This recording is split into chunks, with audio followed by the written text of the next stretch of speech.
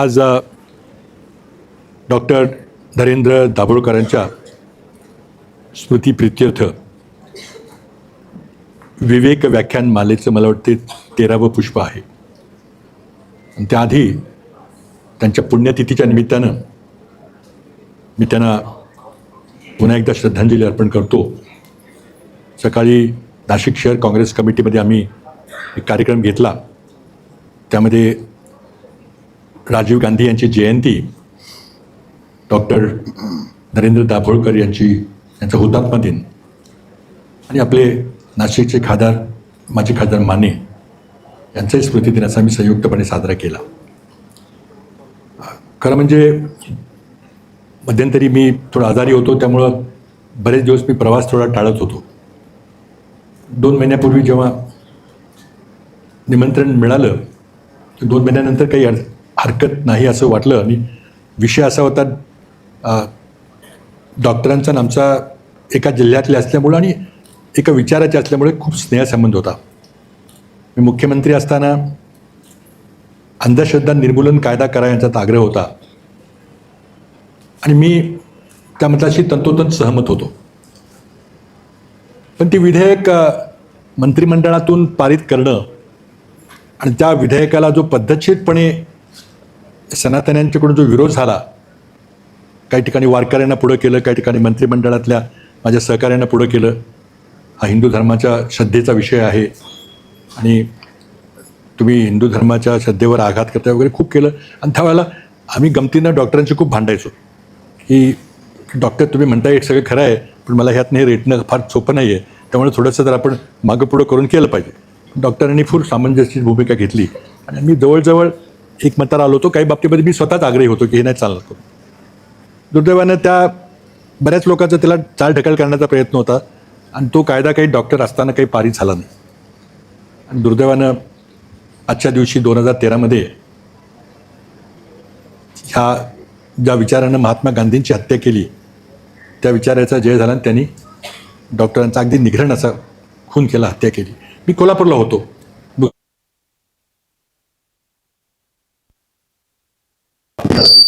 मीडियाचे लोक आले आणि एकदम धक्का बसला. माझ्या तोंडातून वाक्य टी व्हीवर गेलं की ज्या व्यक्तींनी, ज्या विचारधारेनी महात्मा गांधींचा खून केला आहे, त्याच विचारधारेनी हे कृत्य घडवले.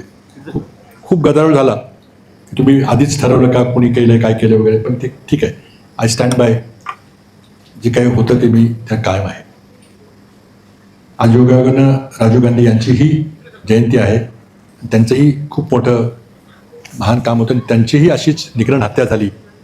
एका विचारामुळं या देशाला एकसंगत ठेवण्याच्या प्रयत्नातून त्यांनी आपल्या प्राणाचं बलिदान दिलं. या 2 महान व्यक्तींची आज या ठिकाणी आठवण येते. आणि पुन्हा एकदा आपल्या विवेक व्याख्यानमालेनं मला अत्यंत महत्त्वाच्या अशा वार्षिक कार्यक्रमाकरता निमंत्रित केले, त्याबद्दल मी आपले सर्वांचे धन्यवाद व्यक्त करून मी आपल्या आजच्या विषयाकडे वळतो. मी खरं म्हणजे पॉवर पॉईंट प्रेझेंटेशन केलं होतं, पण तो स्क्रीन जरा छोटा आहे, त्यामुळं बरीचशी आकडेवारी कदाचित दिसेल का नाही दिसेल मला माहीत नाही, पण प्रयत्न करूया. माझ्या व्याख्यानाचा विषय आपण माहिती आहे की विकसित भारत 2047, म्हणजे ज्या दिवशी घोषणा झाली किंवा भारताला स्वातंत्र्य मिळाल्यानंतर 50 वर्षांनी. आजच्या सत्ताधाऱ्यांना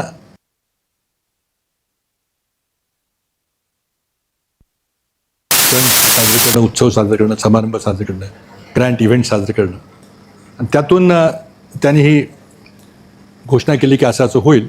आणि मग प्रत्येक प्रधानमंत्र्यांच्या वक्तव्यामध्ये हे स्वप्न दाखवलं जातं की 2047ला 100 वर्ष होतील, त्यावेळेला आपण एक विकसित देश होऊ.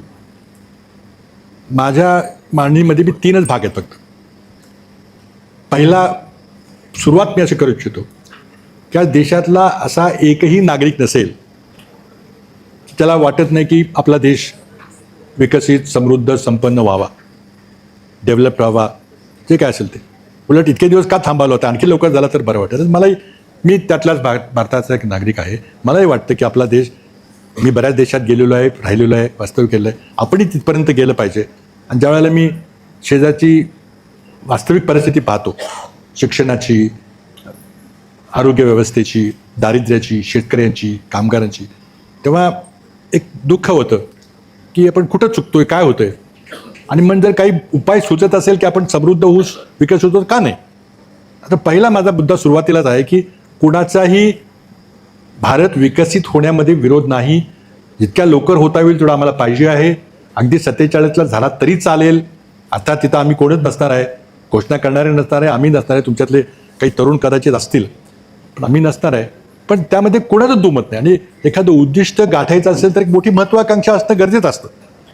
हाय ॲस्पिरेशन ठेवणं हे फार महत्त्वाचं असतं. त्यामध्ये काही दुमत नाही. दुसरं मी असं सांगू इच्छितो की कविअट आहे, माझी पार्श्वभूमी थोडीशी लेफ्ट ऑफ सेंटर आहे. माझे दोन्ही पालक म्हणजे पिताजी आणि माताजी हे पूर्वी शेतकरी कामगार पक्षाच्या चळवळीमध्ये, संयुक्त महाराष्ट्राच्या चळवळीमध्ये खूप ॲक्टिव्ह होते, तुरुंगवास वगैरे भोगले वगैरे. त्यातून मग ते 1960 साली संयुक्त महाराष्ट्र झाल्यानंतर स्वतः स्वर्गीय यशवंतराव चव्हाणांनी विनंती केल्यावर माझे वडील आणि त्यांचे सर्व सहकारी, यशवंतराव मोहिते असतील, अकलूजकर मोहिते पाटील असतील, बरीचशी मंडळी सगळी काँग्रेसमध्ये आली. पण आमची मूळ पार्श्वभूमी ही लेफ्ट ऑफ सेंटर जी काँग्रेसची पार्श्वभूमी आहे. आणि संविधानाबद्दल, सेक्युलरिझमबद्दल, माझं सेक्युलरिझम जे आहे ते छत्रपती शिवाजी महाराजांचं सेक्युलरिझम, त्याबद्दल काही तडजोड नाही. पण या माझ्या मांडणीमध्ये मी कुठलाही डावा उजवा विचार यामध्ये अजिबात मांडणार नाही आहे. फक्त वास्तववादी मांडणी आहे. माझे काही विचार या सरकारबद्दल असेल ते नंतर बाहेर मी उद्यासुद्धा बोलेन. आता ही फक्त थोडीशी आर्थिक माहिती, आणि हे एक दिवा स्वप्न आहे का वास्तव आहे. वास्तव असेल बंद करू, चालेल, ओके, ठीक आहे. हे जर वास्तव असेल तर आनंदाची गोष्ट आहे. आणि जर दिवा स्वप्न असेल तर मग काय दुरुस्त केलं पाहिजे, कारण हे व्हायला तर पाहिजे. की विकसित म्हणजे काय. बोगम असं म्हणायचं का की अमेरिकेसारखं झालं पाहिजे, इंग्लंडसारखं झालं पाहिजे. विकसित म्हणजे काहीतरी तुम्ही संख्यात्मक व्याख्या केली पाहिजे, जी हे सरकार अजिबात करत नाही. नुसतं बोगम चाललेलं असतं की होणार 2047 100 वर्ष. पहिला मुद्दा असा आहे की ती व्याख्या करायचा मी पहिल्या भागात प्रयत्न करणार आहे की व्याख्या काय आहे आणि काय असली पाहिजे. त्यामुळे आपल्याला मग ती सरकारची काय कामगिरी चालली ती तुलना करते. हा पहिला भाग की संख्यात्मक व्याख्या काय. सुदैवानं संख्यात्मक व्याख्या जरी भारत सरकारनं किंवा मोदींनी केली नाही तरी जागतिक बँक आणि आंतरराष्ट्रीय नाणेनिधी, IMF आणि वर्ल्ड बँक यांनी अगदी सुस्पष्टपणे याबद्दल मार्गदर्शन केलेलं आहे. ते काय ते मी आपल्यासमोर मांडणार आहे. हा पहिला भाग. आता ही थोडीशी क्लिष्ट आकडेवारी आहे आणि ती समजावी असा भाग नाही आहे, त्यातून एक सेन्स यावा एवढाच माझा उद्देश आहे. हे सगळं माझी टिप्पणी जी आहे मी माझ्या सोशल मीडियावर टाकेन. ज्याला त्यावर आणखी अभ्यास करायचा असेल त्याला ती उपलब्ध राहील. आता कुठलाही आकडा मी जो मानतोय तो तुम्हाला चॅलेंज करायचा अधिकार आहे. तुम्ही खोटं सांगताय का. आणि तो संदर्भ मी कुठून घेतलाय मी तुम्हाला सांगेन. तो संदर्भ भारत सरकारच्या आकडेवरून आहे, जी सर्व आकडेवारी जागतिक बँक आणि IMFला दिली जाते. IMF आणि जागतिक बँकेचं कुठलंही गट तट डेलिगेशन इथं येऊन इथं तपासणी करत नाही. नाशिकला येत नाही, सिन्नरला येत नाही, पुण्याला येत नाही, कराडला येत नाही. ते भारत सरकारची आकडेवारी घेतात आणि त्यावरच आपली मांडणी करतात. पण ते करताना हे करतात, थोडं विश्लेषण जरूर करतात की तुमची आकडेवारी फुगवलेली आहे का, ही वास्तववादी आहे का, हे ते अभ्यास करतात. कारण खूप मोठं तिथं स्टाफ, त्याचा हजारोचा स्टाफ असतो. आणि मग ते काय करतात की जाहीरपणे तुमच्या आकडेवारीवर ते आपलं मत प्रदर्शन करतात. आणि प्रत्येक राष्ट्राच्या आकडेवारीवर जे सरकार त्यांना देतं, चीन देतं, रशिया देतं, अमेरिका देतं, त्या राष्ट्रावर ते ABCD तुम्हाला मार्क देतात आणि ते जाहीर करतात. यावर्षी भारताच्या आकडेवारीला C कॅटेगरी दिलेली पहिल्यांदाच. म्हणजे विश्वासार्हतेबद्दल प्रश्नचिन्ह आहे. जास्त मी काही बोलत नाही, ही IMFची आकडेवारी माझी नाही. त्यामुळे पहिल्या टप्प्यामध्ये आपण संख्यात्मक व्याख्या करायचा प्रयत्न करणार की काय व्याख्या असली पाहिजे. आणि मग ती संख्यात्मक आपण टप्पा मांडला की मग गणित मांडून आपल्याला तिथपर्यंत कसं पोचता येईल हे गणित सहज मांडता येईल. दुसऱ्या भागामध्ये मी एक एम्पिरिकल एव्हिडन्स देणार आहे. आपल्या समोर जे काही दृश्य दिसतंय, कारण आकडेवारीतून काही कळत नाही. बऱ्याच जणांना हे मी आकडे सांगेन त्याची माहिती नसेल, स्वाभाविक आहे. मी पण एक इंजिनियर आहे, मलाही अर्थशास्त्राचं काही कळत नव्हतं. असं ऐकत मनमोहन सिंग सारख्या लोकांच्याकडून शिकत पुढे गेलो, इथपर्यंत आलो. तर ते काय की पण आपल्याला सगळ्यांना समजलं पाहिजे काय की ठोबळ मानाने अंदाज आला पाहिजे, म्हणून हा माझा प्रयत्न आहे. कारण दुसऱ्या भागामध्ये व्यावहारिक आपल्याला माहिती देणार आहे की मी जे सांगतोय त्याचा पुरावा काय. तर इम्पिरिकल एव्हिडन्स म्हणजे वास्तवदर्शी पुरावा सांगायचा मी दुसऱ्या भागात प्रयत्न करणार आहे. आणि त्या दुसऱ्या भागात हा जो पुरावा मांडताना मी 4 स्तंभामध्ये मागणार आहे. भारतातले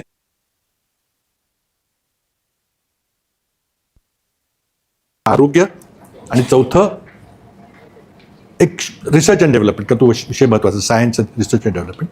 आणि पाचवं भाग एक क्वालिटी ऑफ लाईफ आहे, पण त्यात मी बोलणार आहे जर लांबेल थोडंसं, म्हणून 4च स्तंभ मी ठेवले. हा माझा दुसरा भाग आहे. आणि तिसरा भाग, आपण या दुसऱ्या भागामध्ये कुठल्या तरी कन्क्लुजनपर्यंत पोहोचू की हे वास्तव आहे की वास्तव नाही. आणि जर उत्तर आलं की होय शक्य आहे, सगळं अगदी निश्चित होईल, यात काही शंका नाही, तुम्ही उगीच काही शंका घेऊ नका, मोदी नक्कीच करून दाखवतील, मग माझं भाषण तिथं संपेल. पण आपल्याला वाटलं की नाही, थोडीशी शंका आहे की तुम्ही म्हणताय ते काही बरोबर आहेत, काही होईल का नाही माहिती नाही, बघ काय केलं पाहिजे, उपाययोजना, माझा तिसरा भाग असेल. 3 ब्रॉड थीम्स आहेत. पहिल्यामध्येच मी काही स्लाईड्स असतील, बहुतेक दिसल्या, चांगल्या प्रकारे दिसल्या नाही तरी माझ्या ज्याला पाहिजे असेल त्याला माझ्या सोशल मीडियावर ते नंतर दिसतील. म्हणून मी आता सुरुवात करतो.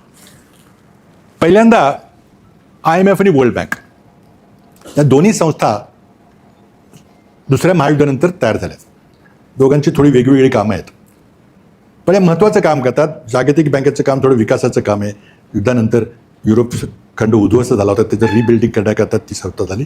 नाणेनिधीचं काम आहे की एकमेकाच्या चलनामध्ये कसा बॅलन्स ठेवायचा, आणि कर्जही ते देतात वगैरे, त्याची आपली वेगळी कामं आहेत. पण दोघंही प्रत्येक राष्ट्राची तुलनात्मक पाहणी करतात आणि ती मांडतात. मी जी माहिती देतोय ती 101% माहिती ही IMF आणि वर्ल्ड बँकेच्या वेबसाईटवर उपलब्ध आहे, तिथून मी घेतलेली आहे. कोणालाही ती बघता येईल. वेबसाईटवर ती माहिती अगदी खुलीपणे, अतिशय उत्कृष्टपणे मांडणी केलेली आहे, ग्राफसह.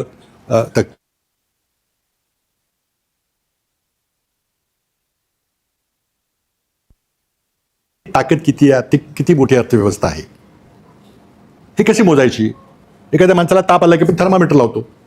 एखाद्या लहान मुलाची उंची मोजायची असेल तर भिंतीवर रेगा मारतो, म्हणतो गेल्या वर्षी इतकी उंची होती, आता वाढली याची उंची. म्हणजे अशा आपण मोजमाप प्रत्येक गोष्टीचं करत असतो. तशी अर्थव्यवस्थेची मोजमाप करण्याची पद्धत आहे. त्या देशाचं ग्रॉस डोमेस्टिक प्रॉडक्ट हा एक अतिशय महत्त्वाचा विषय आणि व्याख्या आपण समजून घेतली पाहिजे, ज्याला शॉर्टमध्ये GDP हे नाव आहे. खूप ठिकाणी वापरलं जातं.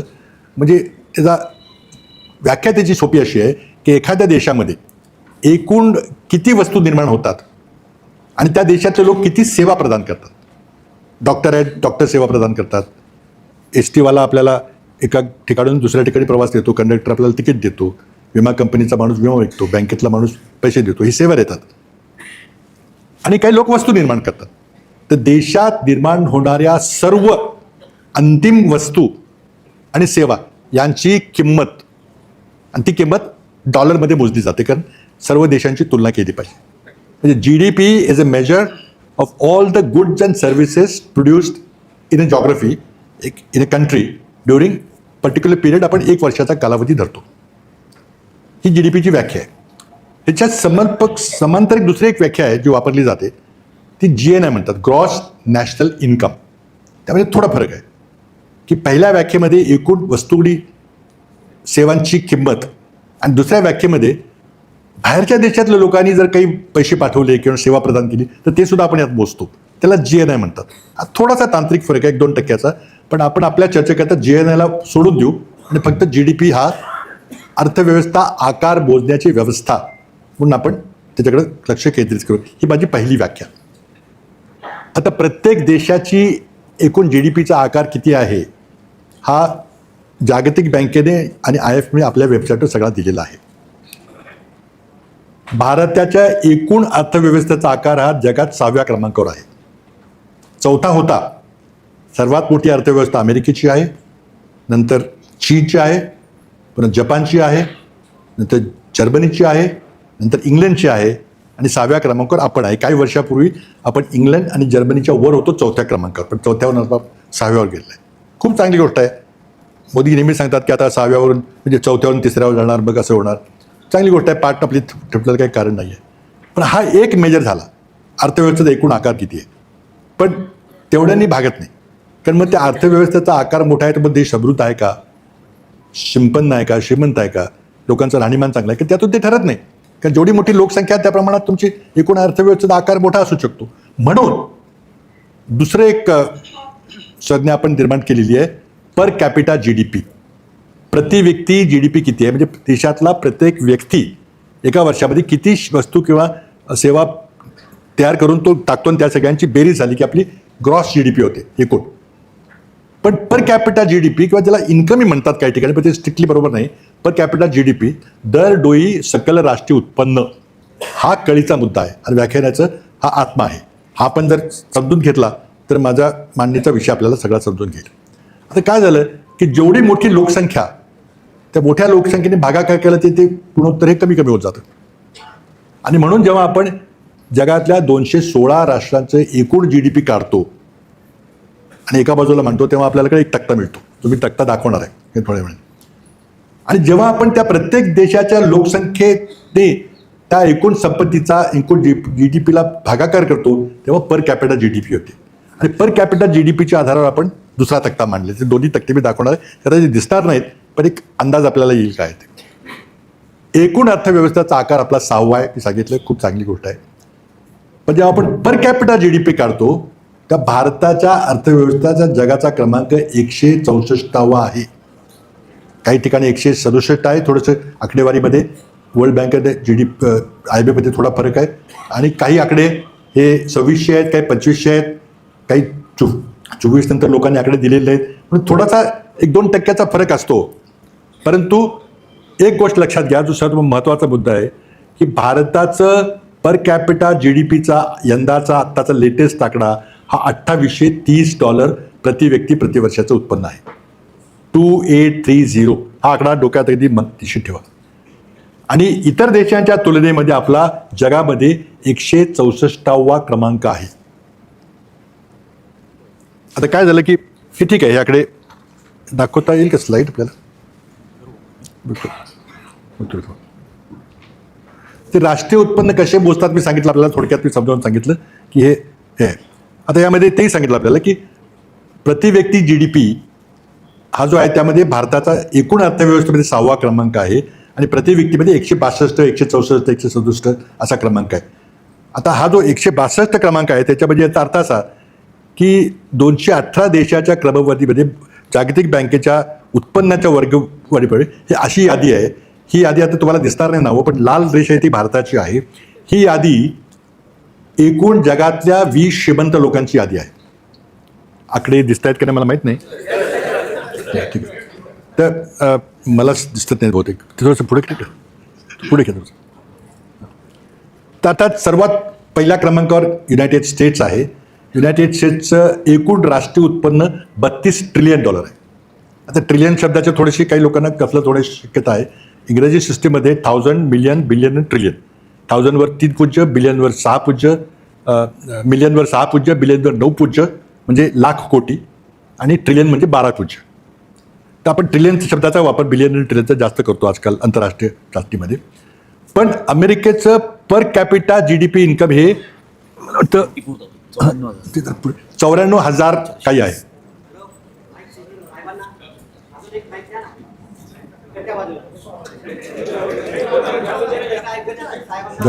पुढे ठीक आहे. हां, तर अमेरिकेचं पर कॅपिटा इन्कम 94,000 आहे. नंतर चायनाचं एकूण GDP 20 ट्रिलियन आहे आणि पर कॅपिटा इन्कम 14,000. दिसते? ठीक आहे, ओके. नंतर जर्मनीचं एकूण उत्पन्न 5.5 ट्रिलियन कोटी आणि पर कॅपिटा हे चीनपेक्षा खूप जास्त आहे, 65,000. जपानचं पर कॅपिटा GDP 35,000 आणि एकूण उत्पन्न 4.5 ट्रिलियन आहे. UKचं पुन्हा 4.25 आहे ट्रिलियन आणि पर कॅपिटा इन्कम 61,000 आहे. आणि भारताचं एकूण राष्ट्रीय उत्पन्न हे लाल शाईमध्ये दाखवलं आहे ते $4.15 ट्रिलियन आहे. आपला आजच्या घडीला 6वा क्रमांक आहे. पूर्वी 4था होता, तो डॉलरच्या रुपयाच्या अवमूल्यनामुळे थोडा खाली गेलेला आहे. पण आपलं पर कॅपिटा इन्कम किती ते जरा बघा जरा थोडंसं. ते आपलं per capita income, per capita GDP 2830 आहे. 2830 आकडा थोडासा मागे पुढे आहे. काही ठिकाणी मला वाटतं 2703 दिला नाही, पण तो 2830 आहे लेटेस्ट आकडा आहे. IMF आणि वर्ल्ड बँकमध्ये थोडा फरक आहे. 2-4% आणि कुठलं वर्षही धरतोय आपण त्यावर थोडंसं आहे, पण एक त्या सुमारास आहे. आणि मग बाकीच्या देशाची अगदी सौदी अरेबियापर्यंत ही यादी आहे. आता पुढचा जर घेतला आपण, हे जगातल्या 20 राष्ट्रांची माहिती आहे. म्हणजे एकूण उत्पन्न खूप असू शकतं, पण दरडोई GDP हे फार कमी असू शकतं. हे भारताचे उदाहरण पण पाहिलं. आता हा सगळ्यात माझ्या ह्या सगळ्या मांडणीचा सगळा आत्मा फक्त ही एकच स्लाईड आहे आणि यावर मी थोडंसं थांबणार आहे. आपण हे जर पाहिलं तर बाकी सगळ्यात जे काय बोलणार आहे मी तेवढंच फक्त लक्ष द्या. ह्यामध्ये जर दिसत असेल तर पहिला जो कॉलम आहे त्यामध्ये इन्कम कॅटेगरी म्हटलेलं आहे. तर जागतिक बँक सगळ्या जगातल्या सर्व 218 देशांच्या अर्थव्यवस्थेची वर्गवारी ही 4 कॅटेगरीमध्ये करते. पहिली कॅटेगरी हाय इन्कम कॅटेगरी आणि शेवटची कॅटेगरी लो इन्कम कॅटेगरी. अगदी स्वाभाविक आहे, त्यामध्ये काही फार विशेष करायचं कारण नाही. आणि मध्यम जी मिडल इन्कम कॅटेगरी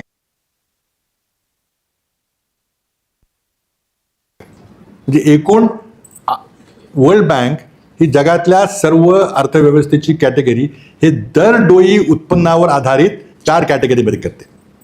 आता या हाय इन्कम कॅटेगरीमध्ये 87 कंट्रीज आहेत आणि त्यामध्ये पहिला क्रमांक आहे मोनाको नावाच्या अतिशय छोट्या देशाचा, त्याची लोकसंख्या 40,000 आहे.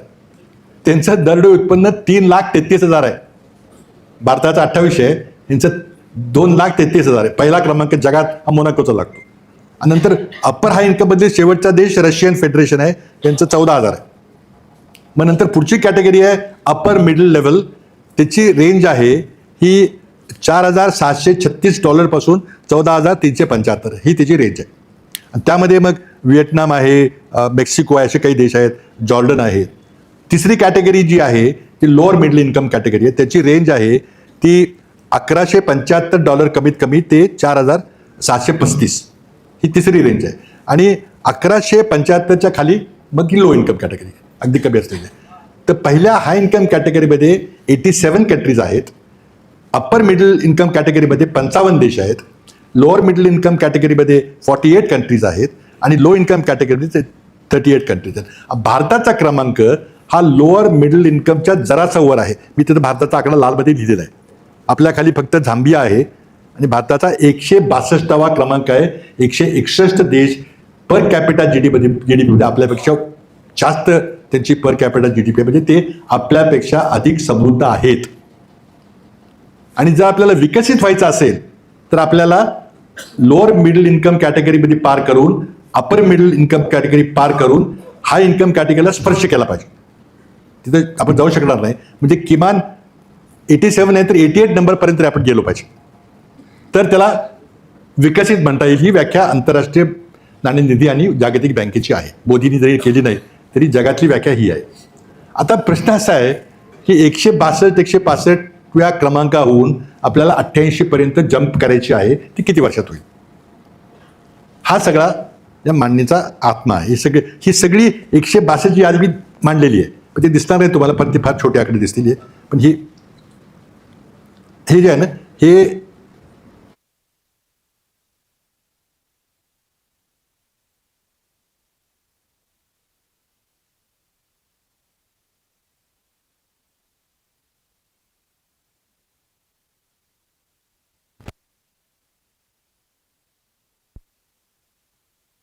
कतार, नंतर हे डेन्मार्क, नेदरलँड, ऑस्ट्रेलिया हे पहिल्या अतिश्रीमंत राष्ट्रामधले पहिले 15-20 देश आहेत. आता पुढे गेला तर आपल्याला हे असे 87 कंट्रीज आहेत. 5-7 पाण्यात मी कसं दाखवणार नाही, आपल्याला सगळी उपलब्ध आहे. पुढचं बघितलं तर अप्पर मिडल इन्कमचे ही यादी आहे. त्यातले सगळे वरचे देश आहेत, मेक्सिको, नंतर सेंट लुसिया, कझाकस्तान वगैरे, अर्जेंटिना, हे नंबर 88 to 102 दाखवलेले आहेत. तर पुढची यादी आहे ती लो इन्कम कॅटेगरी आहे. तर लो इन्कम कॅटेगरीमध्ये 181 इथोपिया आहे. आणि ह्याच्या आधी लोअर मिडल इन्कम आली तिसरी कॅटेगरी. त्यामध्ये जॉर्डन, श्रीलंका, बोलिव्हिया वगैरे हे देश आहेत. आणि त्यांचं पर कॅपिटा इन्कम हे 4800च्या रेंजमध्ये आहे. मग खाली जात जात ट्युनिशिया, मोरोको, फिलिपिन्स हे देश करत शेवटी 162व्या क्रमांकावर इंडिया लालमध्ये बी दाखवलेलं आहे. आणि आपण इथं 2730 दाखवलं, पण 2830 पर्यंत आकडा आहे. हा आपण 162व्या क्रमांकावर आहे. आपल्यापेक्षा 161 राष्ट्र ही पर कॅपिटा जीडीपीच्या बाबतीमध्ये वर आहेत, म्हणजे आपल्यापेक्षा जास्त समृद्ध आहेत. हे अगदी कॅटेगरिकल स्टेटमेंट आहे. कोणाच्या मनात काही 1% शंका असली पाहिजे. आता हे वास्तव आहे. आपण 162व्या, 165, 167व्या क्रमांकावर. आणि गेलं कुठं पाहिजे तर आपण लोअर मिडल इन्कम ओलांडून लोअर अपर लेवलची मर्यादा ओलांडून हाय इन्कमला स्पर्श केला पाहिजे. म्हणजे 87 कंट्रीज आता आहेत, ते 88 पर्यंत तरी आपण पोहोचलं पाहिजे. म्हणजे अगदी हाय इन्कममध्ये गेला नाही तरी अप्पर मिडलच्या वरपर्यंत तरी गेलं पाहिजे. आणि त्याची किती लिमिट आहे, तर ती लिमिट तुम्हाला दाखवली मगाशी मी. ती आहे 14,375. म्हणजे आपल्याला 2830 पासून किती वर्षात 14,375 गाठता येईल.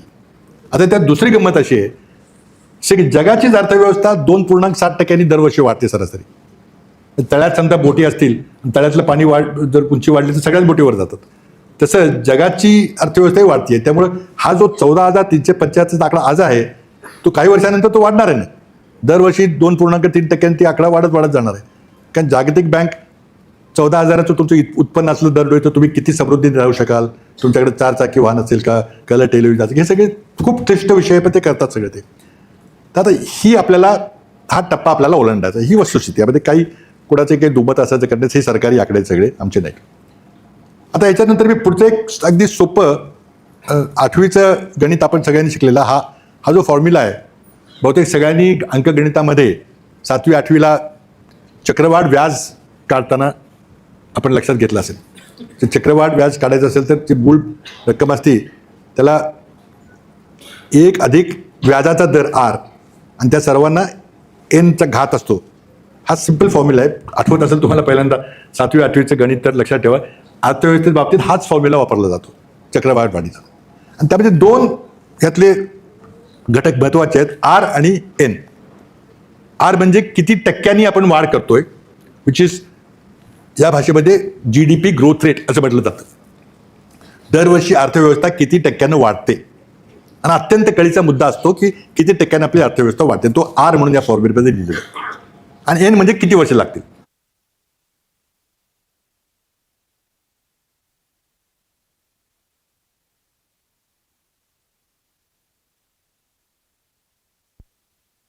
शिकवतात आता सगळे विसरले असतील, पण हे सोपं आहे की नाही, अवघड नाही. कॅल्क्युलेटरमध्ये एका मिनिटात निघतो आकडा. तर ह्या 3च व्याख्या महत्वाच्या आहेत. एकूण GDP, लोकसंख्येने भागा केल्यावर GDP पर कॅपिटा, आणि एक ठराविक उंचीपर्यंत जायचं असेल तर किती गतीनं आपल्या अर्थव्यवस्थेचा वेग वाढला पाहिजे. फक्त 3च टेक्निकल आकडे आहेत आणि प्रत्येकाला थोडेसे अंदाज आला पाहिजे. आपल्या देशाबद्दल आपल्याला जर प्रेम असेल, आपल्या देशाचा विकास व्हावा असं वाटत असेल, ह्याची माहिती घेतली पाहिजे. सरकारला जाब विचारत राहिलं पाहिजे, राज्य सरकारला जाब विचारत राहिलं पाहिजे की काही बरोबर नाही. हां, आता हे जे मी ग्राफ दाखवला किती दिसतोय मला माहिती नाही, पण हा 2015 म्हणजे मोदी सरकार जेव्हा आलं त्यावेळेपासून भारताच्या अर्थव्यवस्थेचा विकास दर म्हणजे GDP ग्रोथ रेट, जो बघाच्या फॉर्म्युल्यामधला R जो फॅक्टर आहे तो हा. तर पहिल्या वर्षी 9 पूर्णांक होता पहिला.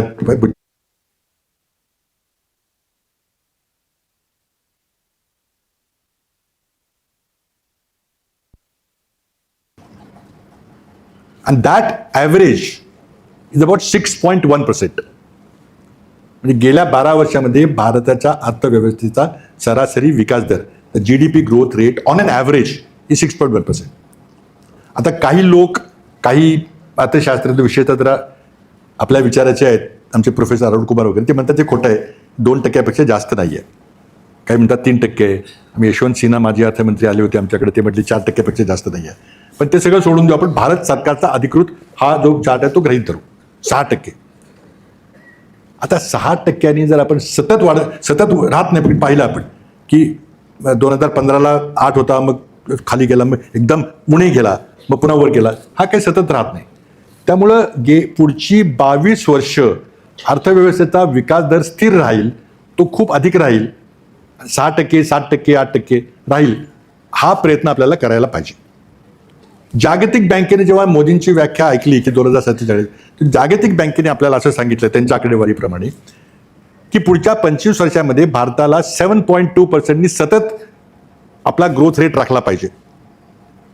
Average growth rate of 7.2% constant for continuously for 25 years, जे जगाच्या ज्ञात इतिहासामध्ये कुठल्याही देशाला जमलेलं नाही आतापर्यंत. आता मोदी करू शकतील, मोदी आहे तो मुमकिन आहे, पण फक्त चीननी 10 वर्षाकरता केलं. 80च्या दशकामध्ये बहुतेक त्यांनी 10 वर्षाची त्यांनी टप्पा गाठला. त्यामुळे चीन आपल्यानंतर 2 वर्षांनी स्वतंत्र झाला 1949 साली. चीनची त्यावेळेला GDP पर कॅपिटल GDP $300 होती, आपली 450 होती. आपल्या मागं होता चीन, तरी चीन पुढे गेला. नंतर चीनची कल्चरल रेव्होल्युशन म्हणजे 10 वर्ष टोटली इतिहासातून पुसली गेली. त्याच्या आधी माओ त्से-तुंगचा लॉंग मार्च झाला, त्यामध्ये लाखो माणसं मारली गेली. तरी चीन या 80च्या दशकामध्ये सलग 10% जास्त विकास दरानं त्याचा विकास झाला. त्यांनी वेगळी थिअरी अडॉप्ट केली. कम्युनिझम पॉलिटिकल पॉलिसी कम्युनिझमची होती, पण इकॉनॉमिक पॉलिसी त्यांनी फ्री मार्केटची स्वीकारली. आणि त्यामुळे जेन जिनपिंगचं वगैरे म्हणणं असायचं की as long as cat catches mouth it doesn't matter काळी एक गोरी. जोपर्यंत मांजराने उंदीर धरतो तोपर्यंत मांजराचा रंग महत्त्वाचा नाही आहे. त्यामुळं त्यांनी ही कॅपिटलिझमची पद्धत अवलंबली, मिक्स इकॉनॉमी वापरली, त्यांचा प्रचंड वेगानं विकास झाला. आज चीनचं दरडोई GDP उत्पन्न भारताच्या 5 पट मोठं आहे. आपलं 2830 आहे, चीनचं जवळजवळ 14,000 आहे. मी तुम्हाला दाखवलं आहे. तर त्यामुळं हे गणित अगदी सोपं आहे. हे जागतिक बँकेचं गणित आहे, माझं नाही आहे. मोदी याला चॅलेंज करू शकत नाही, कुणीच करू शकत नाही, कारण हे आंतरराष्ट्रीय ॲक्सेप्टेड ही टर्मिनॉलॉजी आहे, मेथोडॉलॉजी आहे आणि कॅल्क्युलेशन्स आहेत. आता शेवटी मग आपण मूळ मुद्द्यावर कुठे येतो की आपल्याला तर विकसित व्हायचं म्हणजे त्या 88व्या रँकपर्यंत पोचायचं आहे, 14,000 पर कॅपिटल GDP पर्यंत पोचायचं. पण किती टक्के विकास दरानं आपली वाढ झाली पाहिजे?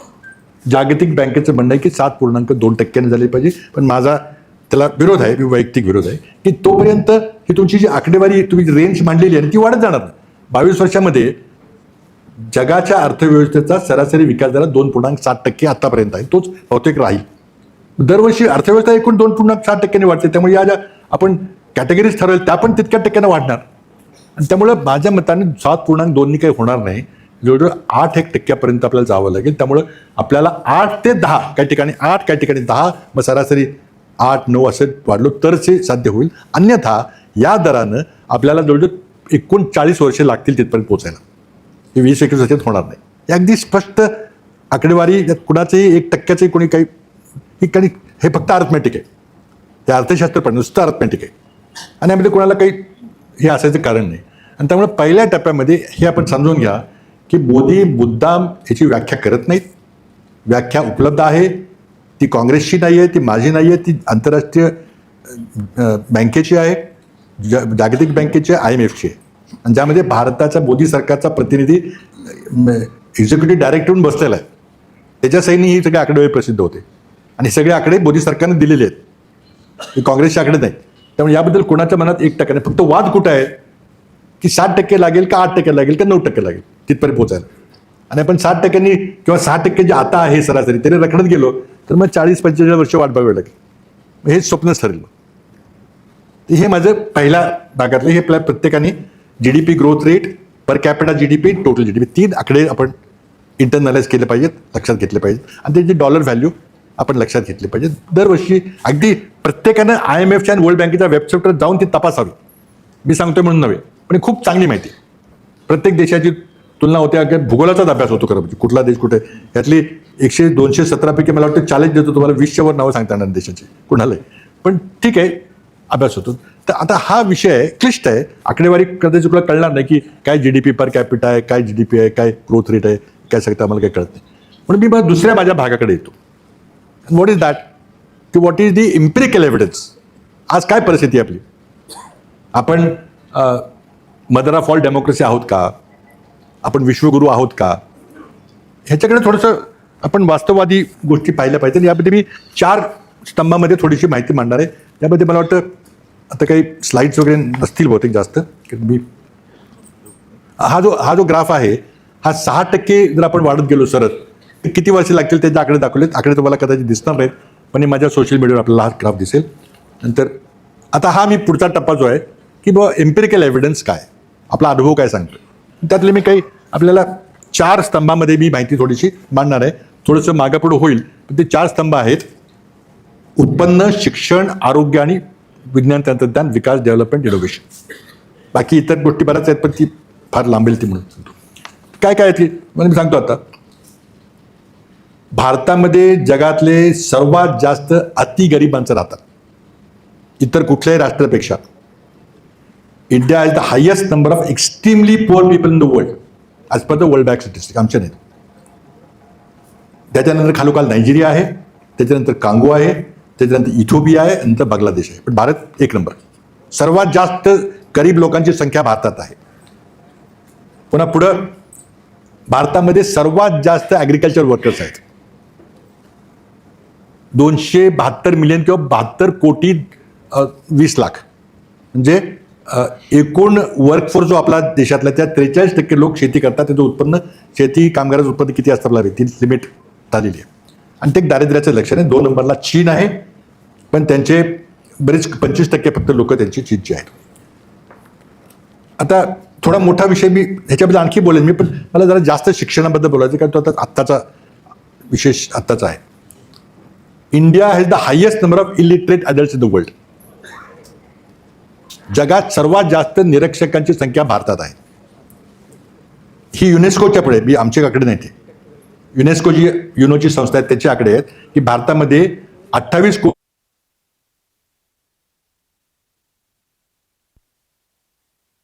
सर्वात जास्त जगातलं 1 नंबर भारताचा. तसंच त्या ठिकाणी निरक्षर महिलांच्या बाबतीमध्ये भारताचा पहिला क्रमांक आहे जगात. सर्वात जास्त निरक्षर महिला भारतात आहेत. आणि यांची उत्पादन क्षमता, यांचं अर्थव्यवस्थेचं योगदान शून्य आहे. निरक्षर लोक काय करणार शेवटी, किती करणार अर्थव्यवस्थेचं योगदान काय. आपण काय म्हटलं, GDP म्हणजे काय, प्रत्येक व्यक्ती किती वस्तू आणि सेवा उत्पन्न करतो. आता बिचारा निरक्षक हे सगळं वाया जाते मॅनपॉवर. आता शिक्षणाची अवस्था आहे, त्याबद्दल काही पॉईंट्स मी थोडे म्हणणार आहे की आपल्या देशातली शिक्षणाची परिस्थिती काय, किती सरकार किती उदासीन आहे. आपल्याला माहिती आहे की 1964 साली कोठारी नावाचं कमिशन आपण देशात नेमलं होतं. आणि त्या कोठारी कमिशननी शिफारस केली होती की देशानं आपल्या एकूण GDPच्या 6% रक्कम शिक्षणावर खर्च केली पाहिजे, प्राथमिक, माध्यमिक, उच्च शिक्षण.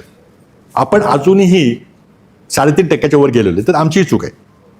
मी एकट्या नंबर 1ला नंबर 2ला दोष देत नाही, पण आम्ही त्यामध्ये करू शकलो नाही की रस्ते पाहिजेत, पूल पाहिजेत, कारखाने पाहिजेत, आणखी पाहिजेत, करू शकलो नाही. आणि प्रयत्न आम्ही नेहमी करायचो की केलं पाहिजे, पण झालं नाही. आणि ह्या सरकारनं दुर्लक्ष केलं, याचं आणखी कमी व्हायला लागलं. आणि त्यामुळे काय झालं, काही उदाहरण सांगतो.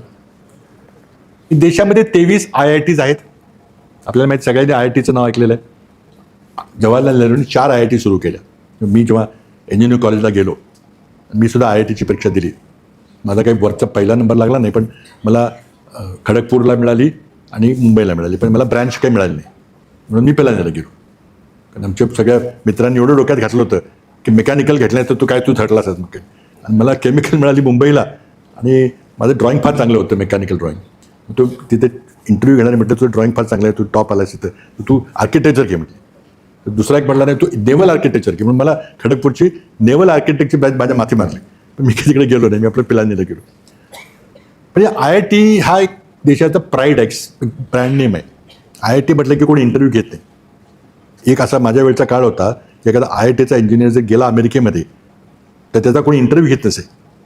उलट तो घ्यायचा की किती पगार देणार, काय करणार, काय काम करायचं, अशी परिस्थिती होती.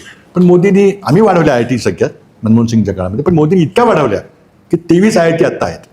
आणि IITमध्ये आत्ता 38% फॅकल्टीची वेकन्सी आहे. म्हणजे there is a tremendous leadership vacuum. Senior प्रोफेसरच्या बाबतीमध्ये 53% वेकन्सी आहे या सगळ्या IITमध्ये. IITच्या ॲडमिशनच्या जागा मोकळ्या जातात. ते कधी शक्य विचारसुद्धा करता येत नव्हतं पूर्वी आमच्या वेळेला. आणि IITच्या मुलांना बऱ्याच त्यांना शिक्षक नाही म्हणून तुमच्याकडे कोणी नोकऱ्या देतं, ह्या IITमध्ये कोणी शिकवायला नाही आहे तर मग इथलं नको घ्यायला. IIT म्हणजे इमारती नाही, IIT म्हणजे चांगले प्रोफेसर आणि मेरिटरी स्टुडंट्स. आता ह्यांना कोणी सांगायचं एंटायर पॉलिटिकल सायन्सला. आता IIMची परिस्थिती काय. आता आपण इथे खालीच मी एका मॅनेजमेंट इन्स्टिट्यूट आपल्या संस्थेच्या गेलो होतो तिथं. तर IIM या भारत सरकारच्या संस्था आहेत, युनिव्हर्सिटीज आहेत. आणि सर्व आद्य संस्था कुठली आहे तर Indian institute of management Ahmedabad. एकूण IIM मला वाटतं काहीतरी 22 का 23 IIMs आहेत देशात. तर IIMमध्ये 32% वॅकन्सीज आहेत. एक पैसे द्यायचे नाहीत, आणि शेवटी त्या लेवलचा माणूस असता तर तुम्ही प्रोफेसर नेमाल ना, पण इथे थांबतच नाही. वातावरण इतकं वाईट झालेलं आहे. आता सेंट्रल युनिव्हर्सिटीज आपल्या 56 आहेत देशात उच्च शिक्षणाच्या. मी उच्च शिक्षणाबद्दल बोलतोय. JNU आहे, हैदराबाद सेंट्रल युनिव्हर्सिटी, बऱ्याच 56 आहेत. त्या सेंट्रल युनिव्हर्सिटीमध्ये 26% वेकन्सी स्टाफच्या आहेत. 83% एस टीमध्ये आहेत. एस टीच्या वेकेन्सी 83% आहेत हाय लेवलला सेंट्रल युनिव्हर्सिटीमध्ये. ओबीसीच्या 80% वेकेन्सीज आहेत आणि एस सीच्या 64% वेकेन्सी आहेत. तुम्ही काय शिकवणार तिथं? टीचर्सच नाहीत. विद्यार्थी प्रवेश घेऊन तिथं काय करणार? एकमेकाचं शिकवायचं बघतात मग ते, कोणी नाहीच म्हणून.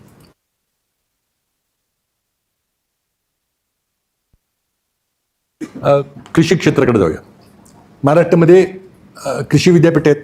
तुमच्या जवळ इथं राहुरी आहे, पलीकडे परभणीला आहे, अकोल्याला आहे. परभणीमध्ये 66% वेकेन्सीज आहेत त्या युनिव्हर्सिटीमध्ये.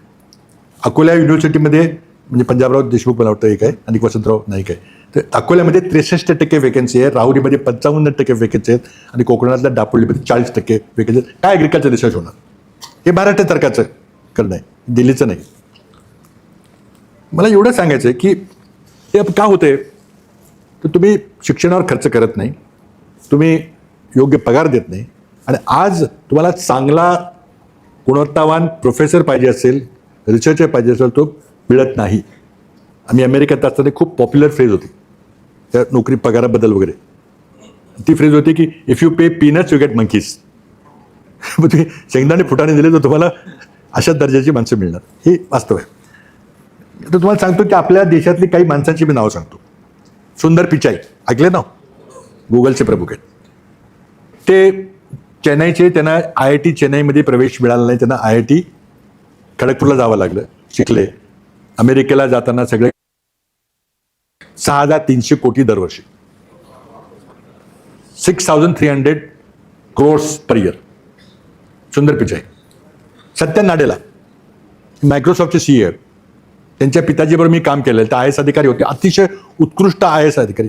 BN युगांधर नावाचे प्लॅनिंग कमिशनचे मेंबर होते. आमच्या शेजारी बसायचे. खूप ग्रामीण विकासाबद्दल प्रचंड मोठा अभ्यास होता. पण सत्यानारायणना फार मोठ्या IITमध्ये प्रवेश मिळाला नाही. ते मणिपूरला इंजिनियर झाले आणि पुढे अमेरिकेतल्या विस्कॉन्सिन नावाच्या मध्य विश्वविद्यालयामध्ये ते मास्टर्स त्यांनी केली. पण ते जात जात जात आज मायक्रोसॉफ्टचे मुख्य आहेत, मुख्य कार्यकारी अध्यक्ष. त्यांचा पगार आहे फॉर्ममध्ये करतो ते. PDF ची जनक कंपनी ॲडोबीचे प्रमुख आहे शंतनू नारायण, पगार 500 कोटी. अरविंद खन्ना हे IBMच्या मोठ्या कंपनीचे प्रमुख आहेत, पगार 320 कोटी. आणि इंदिरा नुई नावाच्या महिला होत्या, त्या पेप्सिकोलाच्या प्रमुख होत्या. त्या 17मध्ये रिटायर होत्या आणि त्याचा प्रभाव 250 कोटी होता. आता ह्यातले 6,300 कोटीपैकी सुंदर पिचाई 2,000 कोटी तरी अमेरिकन सरकारला इन्कम टॅक्स देतो. मी विचार करतो, तो माणूस जर भारतात राहिला असता त्याला अशी नोकरी मिळाली तर 2,000 कोटी जर इन्कम टॅक्स भरला तर आमच्या एखादं एमसारखं हॉस्पिटल झालं असतं किंवा 5-50 ग्रामीण रुग्णालय झाले असते किंवा काय झालं असतं. ही माणसं सगळी बाहेर गेली कारण इथं आपण ती यंत्रणा उभी करू शकलो नाही की त्या दर्जाच्या लोकांना ते शिक्षण देणं. स्टॅनफोर्डसारखं विश्वविद्यालय भारतात नाही आहे की बाबा पहिल्या 100 जागतिक विश्वविद्यालयामध्ये भारताचं एकही विश्वविद्यालय मोडत नाही. आपण त्यावर खर्चच केलं आहे. काय केलं पाहिजे तेही सांगतो मी. एक गमतीचं उदाहरण मला काल परवाच कळलं. माझे एक मित्र आहेत आणि ते मी सांगणार आहे. काही काम भाजपवाल्यांनी चांगलं केले, चांगल्याला चांगलं म्हटलं पाहिजे. ते एक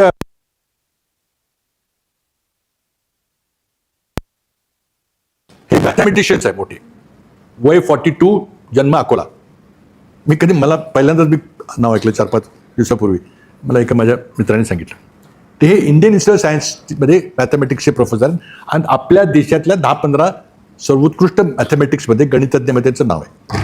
कधीतरी भेटेन मी त्यांना आता काय पगार किती आहे मला माहीत नाही, पण मला वाटतं 20-25-30 लाख रुपये सरकार शेवटी IIC असेल. तर तिथं काल मला कोणी सांगितलं की चीननी त्यांना ऑफर दिली की तुम्ही आमच्याकडे या. ते म्हटलं नाही, मी इथं आहे, मी काही येणार नाही. तर म्हटलं तुम्ही सुट्टीत या आमच्याकडे. तर 3 महिन्याकरता काहीतरी 1.5 कोटी रुपयाची ऑफर त्यांना दिली. फक्त 3 महिने उन्हाळ्यात शिकवायचं. आता चीननी विचार केला का हा भारतीय आहे, मग आपलं सिक्रेट चोरून देईल, मग भारताचं आपलं युद्ध होणार आहे, मग तो आपल्यावर काहीतरी करून देईल. काही नाही. आणि सांगतो मी. पण आपल्याकडे मी तेच उदाहरण दुसरं मी सांगतो.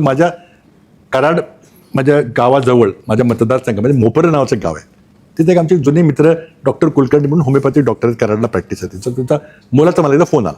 ते ओळख करून दिलं की मी डॉक्टरांचा मुलगा आहे आणि मला तुमच्याशी बोलायचं. म्हटलं बोल. ही गेल्या 8-10 दिवसाची, महिन्याभराची गोष्ट आहे म्हणून मला आठवलं म्हणून मी सांगतो त्याला. म्हटलं काय करतोस रे तू? तो म्हटला मी मेकॅनिकल इंजिनियर आहे, मी 17 वर्ष इंग्लंडमध्ये काम करतोय, मी इंग्लंडचा नागरिक झालो नाही तर आम्हाला नोकरी मिळत नाही. आम्ही टाटा जॅगुआरमध्ये मी काम करतोय इंग्लंडमध्ये. म्हटलं चांगली गोष्ट आहे, व्हेरी गुड. तुझा अनुभव काय? मी त्याला विचारलं थोडंसं. मी पण मेकॅनिकल इंजिनियर आहे. तर म्हणजे मी थर्मोडायनॅमिक्समध्ये जेट इंजिनचं वगैरे रोल्स रॉयसमध्ये काम केलेलं आहे. आणि पण मला आता काय झालं की टाटा कंपनी बंद होते ती, कारण आता इंजिन कोणी करत नाही, सगळे इलेक्ट्रिक व्हेकलकडे चाललेत. त्यामुळे म्हटलं आता आम्हाला सांगितलं जावं घरी म्हणून. तर म्हणलं ये मग परत भारतात ये. आणि म्हटलं टाटाकडे जा, ती मोठी ऑटो कंपनी. नाही म्हटलं टाटाची पॉलिसी की आमच्या कुठल्याही कंपनी तुला काढला तर आम्ही काही घेणार नाही. म्हटलं ठीक आहे, तर चांगली पॉलिसी आहे. मग म्हटलं तू असं कर, तुला गॅस टर्बाईनचा अनुभव आहे, तर तू देशामध्ये गॅस टर्बाईन रिसर्च एस्टॅब्लिशमेंट नावाची बँगलोरला जेट विमानाचं जे तेजस विमान आहे आपलं, त्याच्याकरता जे इंजिन लागतं ते इंजिन करायचा प्रयत्न करतोय. दुर्दैवाने गेली 50 वर्षात आपल्याला काही यश आलं नाही. आता ते कावेरी इंजिन म्हणून त्याचं नाव आहे. तर ते काय इंजिनियर बिचारे चांगले, पण पैसे कोण त्यांना देत नाही, अर्धवट देतात. सगळ्यांची आमची चूक आहे, आता सरकारची चूक आहे. ते म्हणलं त्यांना विचार, तुझ्यासारखा एक्सपिरियन्स रोल्स रॉयसमध्ये तू काम केलं, जा. तू गेला तिथं, तू म्हणा नाही तू अमेरिकेचा, तू इंग्लंडचा नागरिक आहे, आम्ही नाही घेणार. म्हटलं चालेल, आला परत. त्याला म्हटलं सांग तुम्ही भारताचे नागरिक पुन्हा घ्यायला तयार आहे, पण मला नोकरी द्या. तर ते झालं नाही. सांगण्याचा उद्देश चीनला याचं काही हे नाही आहे, अडचण नाही आहे, कारण त्या ना इतका मसाला त्याचा मोठा झाला, त्या नॉट अफ्रेड की कोणी काय घेईन. आपल्याला अजूनही चाललेलं आहे. आजही IIT आपण परदेशी नागरिकांना घेत नाही. का नाही घेत? अमेरिका सगळ्या आपल्या लोकांना घेते. तुम्ही काय घ्यायला, तुम्हाला काय अडचण नाही घेत. आता मी म्हटलं ना की काही भाजीपाली चांगलं काम करतात, ते सांगितलं पाहिजे. आमचे मित्र एक लोढा म्हणून एक मोठे बिल्डर आहेत, माहिती आहे का? खूप मोठे बिल्डर आहेत. आमचं काही जास्त पटायचं नाही त्यांचं, पण आहे मोठा बिल्डर. त्याला आजच्या मोदी सरकार, आपलं देवेंद्र फडणवीस सरकारची प्रचंड महाकृपा आहे. तर त्यांनी खूप काहीतरी मोठे पैसे, ठीक आहे, मेहनत करून कमवले असतील, सगळे कमवतात. म्हणजे गिरीश महाजनापेक्षा तर बऱ्याच त्यांनी कमवतात. तेही मंत्री आहेत ते. पण त्यांनी काय, त्याचा मुलगा आता बघतोय काम. मी काय मुलाला भेटलो नाही, पण माझा एक जो सहकारी माझ्याबरोबर काम करत होता मुख्यमंत्री असताना, तो तिथं आता बघतोय वस्तू. त्यांनी काय केलं लोढानी, मी आय मस्ट कॉम्प्लिमेंट हिम. हे जर खरं असलं मी ऐकतोय सांगतो ते. लोढानी आपण हायर एज्युकेशनचं आपल्याला काय म्हणायचं की काहीतरी चांगली शाळा काढूया, चांगलं कॉलेज काढूया, काहीतरी चांगलं विश्वविद्यालय काढूया. आताच तुमचे स्वर्गीय DY पाटलांचं निधन झालं, तिचे 5-6 कॉलेजेस आहेत, विश्वविद्यालय आहेत, काढूया. ते कॉलेज काढले की काय, तो परवानग्या काढा, मग डेलिगेशन आणा, तपासणार, मग तुम्ही काय तुमची किती चौरस फूट जागा आहे हे सगळं बघणार. ही भानगड नको म्हणून लोढानी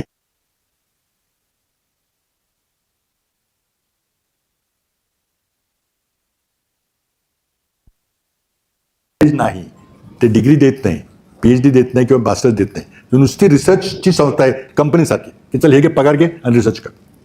तशा प्रकारची त्यांनी संस्था काढलेली आहे, Lodha institute of mathematical sciences. आणि दुसरी इन्स्टिट्यूट काढलेली आहे, Lodha institute of theoretical physics. I complimented full heartedly. आणि यामध्ये भारत सरकारचा यत्किंचित संबंध नाही, परवानग्या नाहीत, काही डेलिगेशन नाही, काही. सगळे पैसे त्यांनी आपल्या CSR फंडामधून टाकलेत. जे आपण रस्ते बांधतो ना, ते CSR वगैरे, त्यातले खूप मोठे टाकले, मला माहीत नाही किती. आणि त्यातले आता 2-4 त्याच्या हजारो, मला वाटतं 5-50-100 बिल्डिंग असतील लोढाच्या. त्यातल्या एखाद्या बिल्डिंगमध्ये 4-5 त्यांनी मजले दिले असतील, 10-15 खोल्या असतील. चाल, युनिव्हर्सिटीला काय लागतं? University is not building, is people. IITच्या बाबतीत सांगितलं ना, म्हटले मॅथमॅटिक्सचे इन्स्टिट्यूट करायचं, काय केलं पाहिजे? तर कोणतरी आपल्याला चांगला, अतिशय जागतिक कीर्तीचा प्रोफेसर आपल्याला शिकवायला मिळाला पाहिजे गणिताचा. आता गणितामध्ये कीर्तीची माणसं कोण आहेत? तर मी काही नावं सांगितली, म्हणजे काकडे वगैरे. आपल्याला नोबेल प्राइज माहिती आहे, त्याच्याबद्दल मी पुढे बोलणार आहे. फिजिक्स, केमिस्ट्री, मॅथमॅटिक्सच्या विषयामध्ये दरवर्षी 3 लोकांना जास्तीत जास्त पारितोषिक दिलं जातं. ते खूप प्रेस्टिजियस समजलं जातं. भारतातल्या फक्त एका भारतीय नागरिकाला आतापर्यंत सायन्सचं नोबेल प्राइज मिळालेलं आहे, सर CV रामन. इतर 3 भारतीय आहेत, एकूण 4, पण तिघही परदेशी नागरिक आहेत. त्यांचं सगळं काम परदेशात झालेलं आहे, भारतात अजिबात. ओनली CV सबर्न, only 1 Nobel prize. Hargobind Khorana America, Chandrasekhar America, Venki Ramachandran America. सगळे इथे जन्मलेले असले तरी अमेरिकेत काम केलं, त्यामुळे ते, आणि भारताचे नागरिक नाहीत. त्यामुळे एकच भारताचे नागरिक ज्यांनी भारतात काम केलं हे CV रामन. तसंच मॅथमॅटिक्समध्ये फील्ड्स मेडल नावाचं एक पारितोषिक आहे. ते काही लोक त्याला नोबेल पारितोषिकापेक्षा जास्त वरचं समजतात. आपल्याला कोणाला माहिती नाही, कोणाला मिळायचा संबंध झाला नाही तो कुठं, त्यामुळे काय फील्ड्स मेडल माहिती आहे. तर फील्ड्स मेडल हे दरवर्षी दिलं जात नाही, तर 4 वर्षातून एकदा दिलं जातं. आणि ते फक्त 40 वर्षाच्या आतल्या मॅथमॅटिक्सला दिलं जातं. 41 झालं तर नाही मिळत. काकड्यांचं वय आता 42 आहे. He has lost Fields medal. 2च भारतीयांना आतापर्यंत फील्ड्स मेडल मिळालेलं आहे. भयंकर प्रेस्टिजियस मेडल आहे. म्हणजे नोबेल पारितोषिकडे कोणी बघत सुद्धा नाही, फील्ड्सवाले इतके ते हे आहे. ते 1000 वर्षापूर्वीचा प्रॉब्लेम सोडवला. ही असे ते वेगळेच जमात आहे त्यांची मॅथमॅटिशियनची. तर ते म्हटले आपल्याला लोडायला करता पाहिजे तर असं कोणतरी पाहिजे. याचा तर कोणी येणार नाही, पण भारत तर येणार नाही. किंवा अमेरिकन माणूस कुठला आणलास किंवा चीनी कुठला आणलास किंवा इंग्लिशचा कुठला, तर भारतीयच पाहिजे. म्हणजे नागरिक नसलं तरी चालेल, पण भारतीय मुळाचा. 2 माणसं आहेत, Manjul Bhargava Rajasthan, Canadian citizen, 2014 Fields medal. दुसरा आहे अक्षय अयंगार, काय त्याचं नाव विसरलो, born in Delhi, citizen of Australia, 2018. जगात 2 भारतीय मुळाचे फील्ड्स मेडलिस्ट दोघंच आहेत. आणि ह्यातला कोण मिळेल का, तर कोण इथे येईल? पगार तुम्ही देणार का? मग बऱ्या मुश्किलने यांनी प्रयत्न करून मंजुल भार्गवला बोलवलं, तो तयार झालाय, तो आता आलाय. त्याला खूप $1 बिलियन पेक्षा जास्त तिथं पगार होता. बिनी मॅच केलं तर काय पगार एक्झॅक्टली दिला मला माहिती आहे, पण त्या आकडेवारी 10 कोटीच्या रेंजमध्ये आहे. मला कोणी गंमत सांगितली की म्हटलं तो यायला तयार झाला, पेपर वगैरे साईन करायचं ठरवलं, ते काहीतरी त्या लेवलचा पगार दिला, त्या लेवलचा, कारण नाही तर कसं लिहिलं. तर तिथे एक दिवस फोन आला, म्हटलं मला चायनाच्या शिगवा युनिव्हर्सिटीनं काहीतरी 25% जास्त पैसे दिले. आता तो शेवटी माणूसच आहे, तो म्हणला की एवढे मिळतात यांना, ते मॅच करावं लागलं पुन्हा. मॅच करून त्यांनी ठेवलं इथं. सांगण्याचा उद्देश असा की IITs और higher institution of buildings people, तुम्ही त्याच्याकडे पैसे खर्च करत तुम्हाला कधीच काही मिळणार नाही. आणि मी तुम्हाला हे पगार सांगितले. आता आणखीन एक कंपनीच उदाहरण सांगतो. तुम्ही काल परवा ते कळलं, AIचं खूप विशेष चाललेलं आहे. ते कंपनी आहे अमेरिकेतली, त्या कंपनीचं थिंकिंग मशीन नावाचं एक स्टार्टअप होतं अमेरिकेतलं.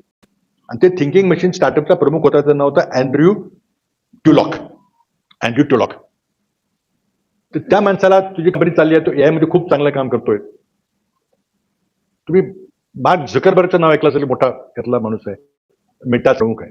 तर मार्क झकरबर्गनं या माणसाला तू माझ्या कंपनीमध्ये येऊन जॉईन कर, तुझी कंपनी सगळी आमच्यात दे, तू ये म्हटलं. न्यूयॉर्क टाइम्स बातमी आहे, त्या बातमीच्या आधारावर सांगतोय की न्यूयॉर्क टाइम्सने असं रिपोर्ट केलं, कधी मोठीच बातमी, की या अँड्र्यू ट्युलॉकला मार्क झकरबर्गनं एक पॅकेज दिलं. कितीचं पॅकेज दिलं? दॅट पॅकेज इज $1.5 बिलियन, 15,000 कोटीचा पगाराचं पॅकेज देतं. तो म्हटला नाही ना,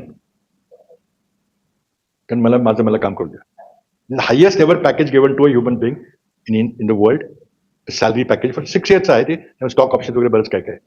पण आता अलीकडे गेल्या आठवड्यात बघितलं की हा अँड्र्यू ट्युलॉक हॅज जॉईंड बेटा. कुठल्या टर्म्स अँड कंडिशन ते कोणी सांगितलेलं नाही, की ते ऍक्च्युअली काय मिळेल. म्हणजे सांगण्याचा उद्देश असा आहे की एखादा इथे सिक्युरिटी गार्ड बाहेर उभा आहे, एखादा ST कंडक्टर आहे, एखादी बाईक खुरपायला जाते, एखादी ऍग्रिकल्चर वर्कर्स 24 कोटी, त्यातलं एखाद्याला आपण ह्या लेवलला नेला असतं, ह्या दर्जाचं काय झालं असतं भारताचं. आणि मला सांगण्याचा उद्देश असा की भारत हा कधीही समृद्ध नैसर्गिक संपत्तीवर होणार नाही. We import 88% of our energy. Oil आपण 88% ऑइल आपण आयात करतो. आखाती देशामध्ये आलं की आपली अर्थव्यवस्था एकदम कोलमडते. काय झालं आपण बघितलं. आपल्याकडे सोनं मिळत नाही, चांदी मिळत नाही, तांबं मिळत नाही. आपल्याकडे ज्याला क्रिटिकल मिनरल्स म्हणतात, ते इलेक्ट्रिक व्हेकल्सला लागतात, मॅग्नेट, ते आपल्याकडे अजिबात नाहीत. अणुऊर्जा निर्माण करण्याकरता मगाशी ओळख देताना अणु कराराचा उल्लेख केला का, अणुऊर्जाला जे लागते ते आपल्या देशात होत नाही, फार कमी होतं. आणि म्हणून आम्हाला अणु करार करावा लागला, कारण आपल्याकडे युरेनियम धातूच नाहीये आणि कोणी युरेनियम धातू आपल्याला विकत नाही, कारण आपण काही कंडिशन ते ऍक्सेप्ट केलं नाही. आणि मनमोहन सिंगने जो ऐतिहासिक करार केला त्यामुळे आपली युरेनियम खरेदी करायची वाट मोकळी झाली. त्यामुळे आपला जो सामरिक कार्यक्रम आहे अणुबॉम्ब वगैरे करायचा, तो खुला झाला. फार मोठं ऐतिहासिक ते काम होतं, पण तेही आपल्याकडे नाही आहे, ते विकत घ्यायला लागतं. त्यामुळे नैसर्गिक संपदेवर आपण श्रीमंत होऊ शकणार नाही. आपण जर समृद्ध झालं तर हे यावरच होईल. आणि त्यामध्ये जर तुम्ही गुंतवणूक केली नाही, सांगण्याचा माझं तात्पर्य काय, ह्या सरकारला, एंटायर पॉलिटिकल सायन्सला, तुम्ही गुंतवणूक जर करणार असला शिक्षणामध्ये तर काय होणार.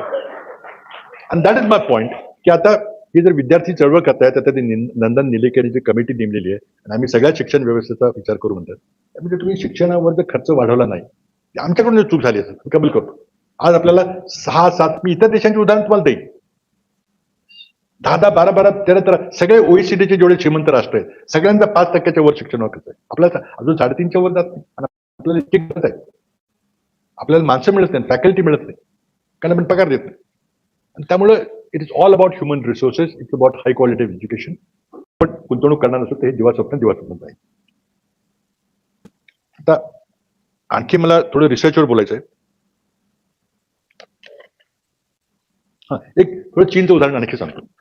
शेवटी इतर लोक काय करतात बघितलं पाहिजे. अमेरिकेमध्ये ईस्ट कोस्टवर पूर्वी किनाऱ्यावर काही युनिव्हर्सिटीज आहेत ज्यांना आयव्ही लीग युनिव्हर्सिटी म्हटलं जातं.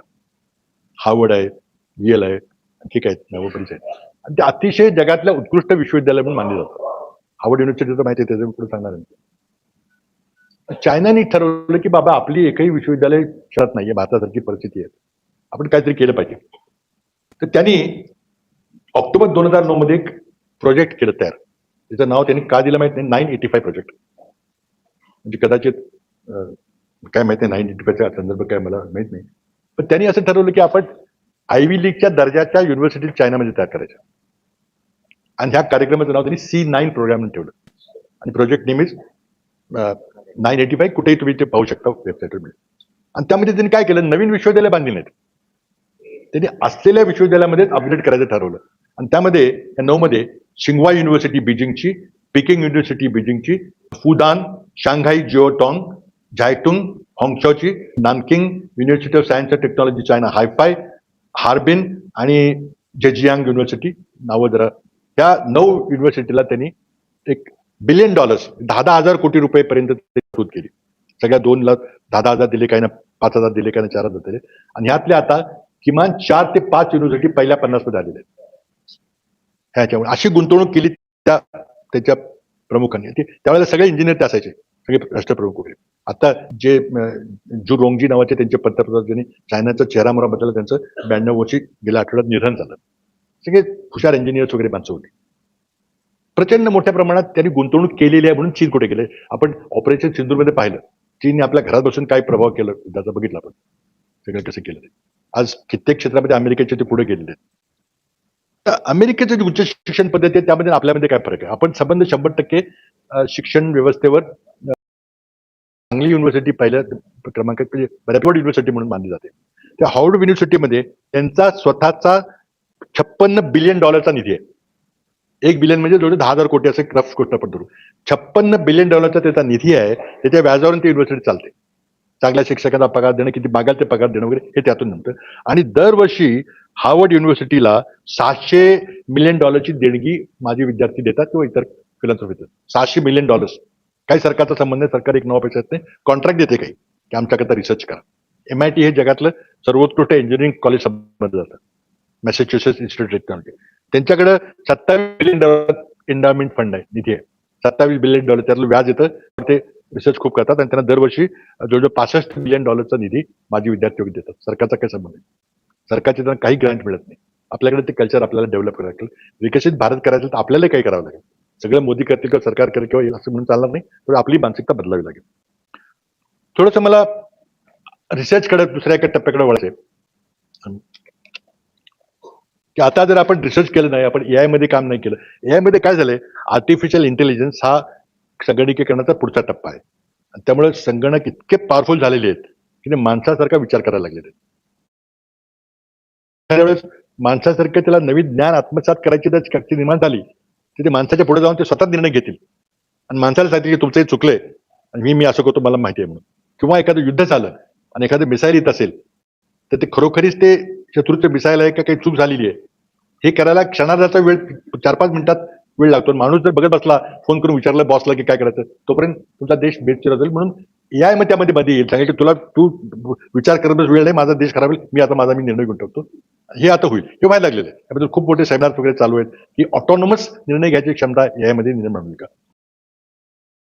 तर काळजी करण्यासारखं आहे. भारत सरकार फक्त AI चे फायदे काय, यातून किती मोठ्या कंपन्या होतील, किती मोठे स्टार्टअप तयार होतील, किती मोठे युनिकॉर्न तयार होतील हे बघतात. पण AI चे धोके काय, त्यामुळे किती जॉब्स नष्ट होणार आहेत. या बॅचच्या इंजिनियर्सला बहुतेक नोकऱ्या मिळणार नाही तर माझं बाकीत आहे, कारण सगळं ऑटोमॅटिकली होतंय.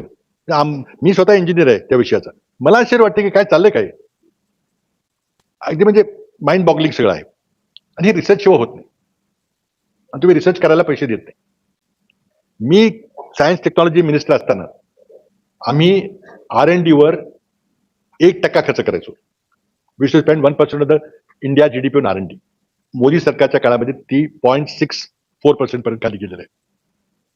मी प्रत्येक पंतप्रधानांचं 3 जानेवारीला भाषण असायचं, पंडित नेहरूंपासून मनमोहन सिंग पर्यंत. ह्यांनी थांबवलं सगळं आता. पण दर 3 जानेवारीला एक इंडियन सायन्स काँग्रेस नावाचे एक बैठक असते, त्याला आवर्जून विद्यमान प्रधानमंत्री जातात आणि त्याला व्याख्यान देतात. ते व्याख्यान मी सायन्स डिपार्टमेंट मंत्री आम्ही ते लिहायचो सगळं. त्यामध्ये प्रत्येक व्याख्यानात मी लिहायचो की आम्ही R&Dचा खर्च जो आहे तो 1% 2% करू, आम्हाला काही जमलं नाही. मोदींनी तो 0.6% आणला. कसं आहे, दुसऱ्या देशांची कल्पना तुलना केली तर इस्रायल हे या बाबतीमध्ये वर्ल्ड लीडर आहे. किती खर्च करायचं, अतिशय छोटा देश आहे. किती संभ्रमपणे हे तुम्हाला.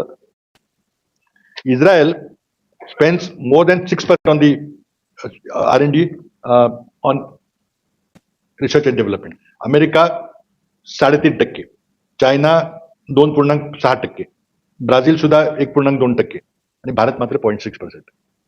हे किमान आपल्याला पूर्ववत 1% येऊन 2% जायचा प्रयत्न केला पाहिजे, तर कुठेतरी आपण यामध्ये काहीतरी टक धरू शकू. आता आपल्या देशात किती संशोधक आहेत, तर इस्रायलमध्ये एका दशलक्ष लोकसंख्येच्या मागं 8,250 रिसर्चर्स आहेत, टॉप क्लास रिसर्चर्स, PhD वगैरे आहेत. PhDचं मोजमाप होत नाही, पण त्याला रिसर्चर्स म्हणतात, हाय क्लास रिसर्चर्स. इस्रायलमध्ये दशलक्ष लोकसंख्येमागे 8,250, अमेरिकेमध्ये 4,300, चायनामध्ये 1200, ब्राझीलमध्ये 800 आणि भारतात 216. म्हणजे खूप संख्या मोठी आहे, कारण लोकसंख्या आपली मोठी आहे म्हणून. पण जर दशलक्ष लोकसंख्येचं मान काढलं तर भारताच्या 216 मध्ये जगाची 8,250 इस्रायल आणि 4,500 अमेरिका आणि 1,206 चीन. कुठे तुलना आपण करणार? पैसे खर्च केल्याशिवाय होईल काय? पैसे खर्च करायला तुम्ही तयार नाही. तुम्हाला रस्ते बांधायचे तर 40% कमिशन खायचंय. आता शक्ती महामार्ग 1 लाखाचं काढले कंत्राट. आणि कुंभमेळ्याचं काय झालं मला सगळ्या लोकांनी सांगितलं, तर कोण सगळी डायरेक्ट अमित शहाची कशी टेंडर मिळतात, ह्यात आता जास्त जात नाही. काय झालं ह्यात, आता सायन्सला रिसर्चला पैसे कसे द्यायचे, आपण सायन्सला प्रोत्साहन कसं द्यायचं. तर आपल्या सगळ्या मोठ्या राष्ट्रामध्ये एक सायन्स अकॅडमी असते, सगळी शास्त्रज्ञ एकत्र येतात आणि आपण सरकारला सल्ला देण्याकरता किंवा नवीन संशोधनाची दिशा ठरवण्याकरता एक सायन्स अकॅडमी करतात. जगातली सगळी पहिली सायन्स अकॅडमी आयझॅक न्यूटनच्या इंग्लंडमध्ये तयार झाली, त्याला रॉयल सोसायटी म्हणतात. फ्रान्समध्ये झाली, जर्मनी, अमेरिकेमध्ये ग्रहयुद्ध होतं काळात 1660 ते 1665. त्या काळामध्ये अमेरिकेच्या संसदेने कायदा केला आणि अमेरिकन सायन्स माहिती का, आपण सायन्स शिवाय ह्याला कोणी काही करू शकत नाही. त्यानंतर अमेरिकेमध्ये विज्ञान तंत्रज्ञानाला फंड करण्याकरता नॅशनल सायन्स फाउंडेशन नावाचे फंडिंग इन्स्टिट्यूशन आहे 1950 साली झाली. त्याचं बजेट आहे $10 बिलियन, म्हणजे 1 लाख कोटीच्या जवळपास. आता ते बघून भारत सरकारने पण सुरू केलं की आपणही करूया काहीतरी असं. आणि मोदींनी बऱ्याच वेळा लाल किल्ल्यावर घोषणा केली की आम्ही लाल किल्ल्याच्या भाषणात सांगितलं आणि म्हणजे आम्ही 1 लाख कोटी खर्च करणार. मला खूप आनंद झाला की 1 लाख कोटी म्हणजे आता काहीतरी सबस्टन्शियल येईल. तर कायदा पास झाला, 2024 गेलं, काय झालं नाही. मग कमिटी नेमायची,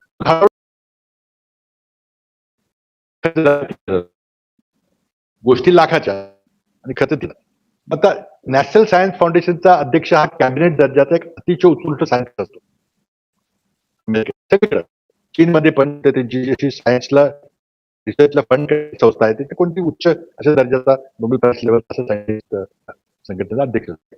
आता अनुसंधान आणि उपाध्यक्ष कोण आहे, तर राजीनामा दिला तो ठीक आहे, सुद्धा स्वातंत्र्यपूर्वीच आहे, सर CV रमन.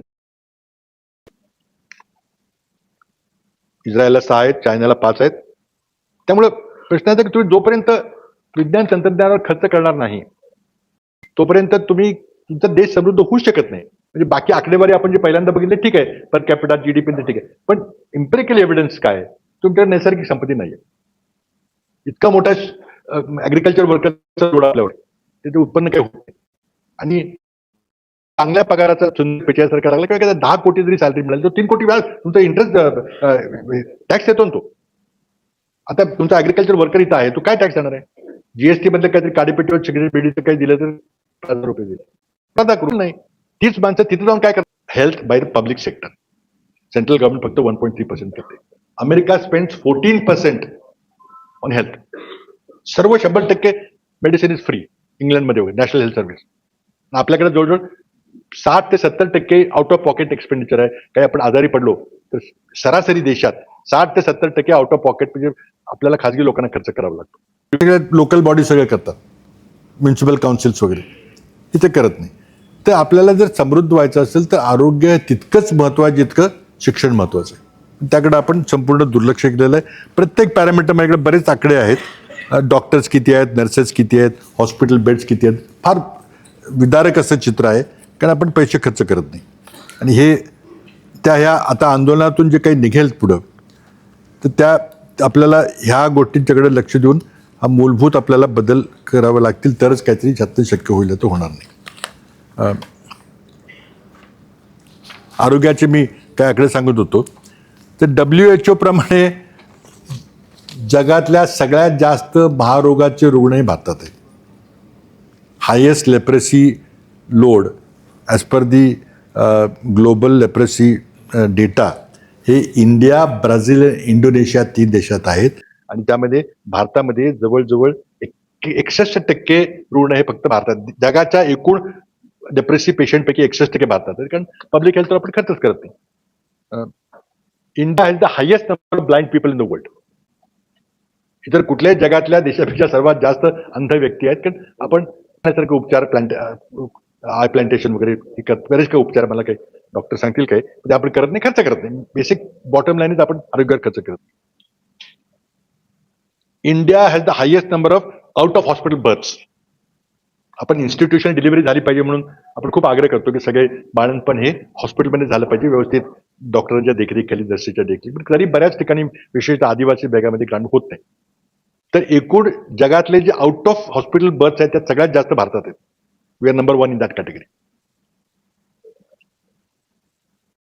त्यानंतर नॅशनल फॅमिली हेल्थ सर्व्हे म्हणून आपण दर 2-3 वर्षांनी एक सर्व्हे करतो. 5व्या सर्व्हेचे आकडे आहेत की आपल्या 23% महिला वय 20 ते 23 यांचं जर आकडेवारी पाहिली तर त्यातल्या 23% मुलींचे लग्न 18व्यापेक्षा वर्षापेक्षा कमी वयात झालेले आहेत.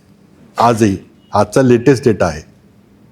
23% females have been married before the age of 18 in the age group of 20 to 23. खूप जास्त आहे. आणि नंतर आणखीन एक आकडा आहे की 15 ते 19 वयोगटातल्या 7% महिला या 18 वर्षाच्या आत बाळंत होतात. आणि ते मग त्याचे इल इफेक्ट काय ते डॉक्टरना सगळ्यांना माहिती आहे.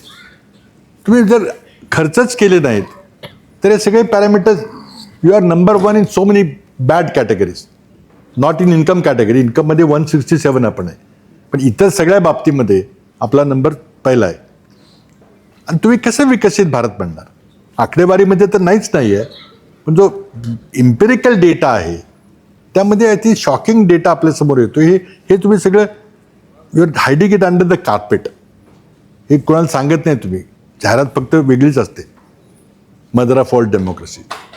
काय फक्त अडाणी माणूसच म्हणू शकतो ज्याला वेस्टर्न सिव्हिलायझेशनचा काही अभ्यास नाही, ज्याला ग्रीक फिलॉसॉफरची माहिती नाही, सॉक्रेटिस, प्लॅटो, अरिस्टॉटल, किंवा इंग्लंडमध्ये काय झालं, किंवा माकियावेली असेल, किंवा बरेच गोष्टी सगळी नावं, किंवा कन्फ्युशियस चायनामध्ये असेल, तुम्हाला काहीच माहीत नाही. आणि we are mother of democracy. अरे मनुस्मृती असणारे डेमोक्रेसीचा मनुस्मृती काही दूरदूरचा तरी संबंध आहे का?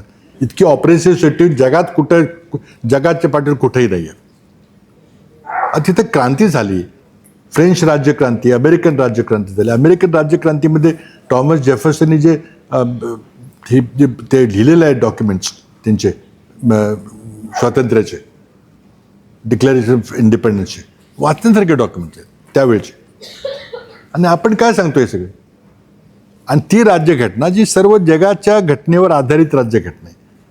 आपल्या राज्यघटनेचं जे प्रिॲम्बल आहे ते आपण अमेरिकेतून घेतलेलं आहे. अमेरिकेच्या राज्यघटनेचं प्रिॲम्बल काय? We the people of United States of America. तेच आपण केलं, we the people of India. आपण सगळ्या चांगल्या गोष्टी जगातून घेतलेल्या आहेत, मॅग्ना कार्टापासून ते ह्याच्यापासून. आणि ती तुम्ही घटनेला सुरुंग लावायचा प्रयत्न करताय. आज जे डिलिमिटेशन आहे ते फक्त महिला आरक्षणचं आड तुम्ही काहीतरी खोटं बोलताय. धनधनीत इतकं खोटं सरकार बोलेल मला अपेक्षा नव्हती. महिला आरक्षणचा डिलिमिटेशनचा परिसीमन बिलाचा काय लांबचा संबंध काही नाही. महिला आरक्षण विधेयकावरून पास केलं, तुम्हीच दिलं की 27 नंतर जे सेन्सस होईल त्यावरती महिला आरक्षण होईल म्हणून. तुम्हाला बदलायचं बदलून टाकू, पण आम्ही त्या महिला आरक्षणाचे जनक आहोत. राजीव गांधी आहेत. मी मुख्यमंत्री असताना 33% 50% आरक्षण स्थानिक स्वराज्य संस्थांमध्ये केलं होतं. तुम्ही आम्हाला सांगताय, पण तुम्हाला डिलिमिटेशनच्या खाली 2/3 बहुमत मिळवायचं आणि त्यानंतर घटना बदलायची. जे 400 पार नाही झालं ना लोकसभेला, 400 कशाला पाहिजे होतं? 2/3 बहुमत घटना बदल, ते मिळालं नाही. मग आता तुम्हाला या आडून तुम्हाला करायचं. आणि म्हणून मला वाटतं की विकसित भारत हे एक अतिशय स्वागतार्ह उद्दिष्ट आहे. तारखेबद्दल आपण मतभेद असू शकतो, पण तुमच्या या पॉलिसीजने, या धोरणाने, या गतीने ते होणार नाही. प्रचंड मोठा भ्रष्टाचार जो मांडून ठेवलेला आहे तुम्ही. नाशिकच्या करांना काय सांगायला नको, तुमच्या पालकमंत्र्यांना बक्षीस मिळालं काल, त्यांनी काय काय घोटाळे केले त्याचं. तर त्यामुळे ह्या वातावरणामध्ये पक्षांतर बंदी कायदा आम्ही केला, राजीव गांधींनी केला, पण तुम्ही धाब्यावर बसवला. 50-50 कोटीची खरेदी विक्री केली. कसं तुम्ही देशामध्ये रस्त्याला खड्डे का नाही पडणार किंवा पूल का नाही कोसळणार? इतकं प्रचंड वातावरण करप्शनचं केलेलं आहे. तर तुम्हाला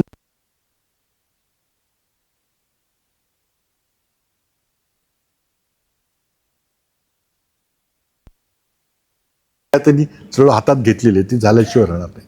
आपल्याला शिक्षणावर खर्च करावा लागेल, आरोग्यावर खर्च करावा लागेल, R&Dवर खर्च करावा लागेल. आज प्रत्येक पॅरामीटर बघा तुम्ही, प्रेस फ्रीडम इंडेक्स सगळीकडे आपला शेवटचा नंबर. एन्व्हायरमेंटल इंडेक्स 176 दिवसापैकी आपला 162वा नंबर आहे. कसं तुम्ही कुठल्या बाबतीत तुम्ही सांगताय, कशाला सांगताय? म्हणजे मला तर इतकं आश्चर्य.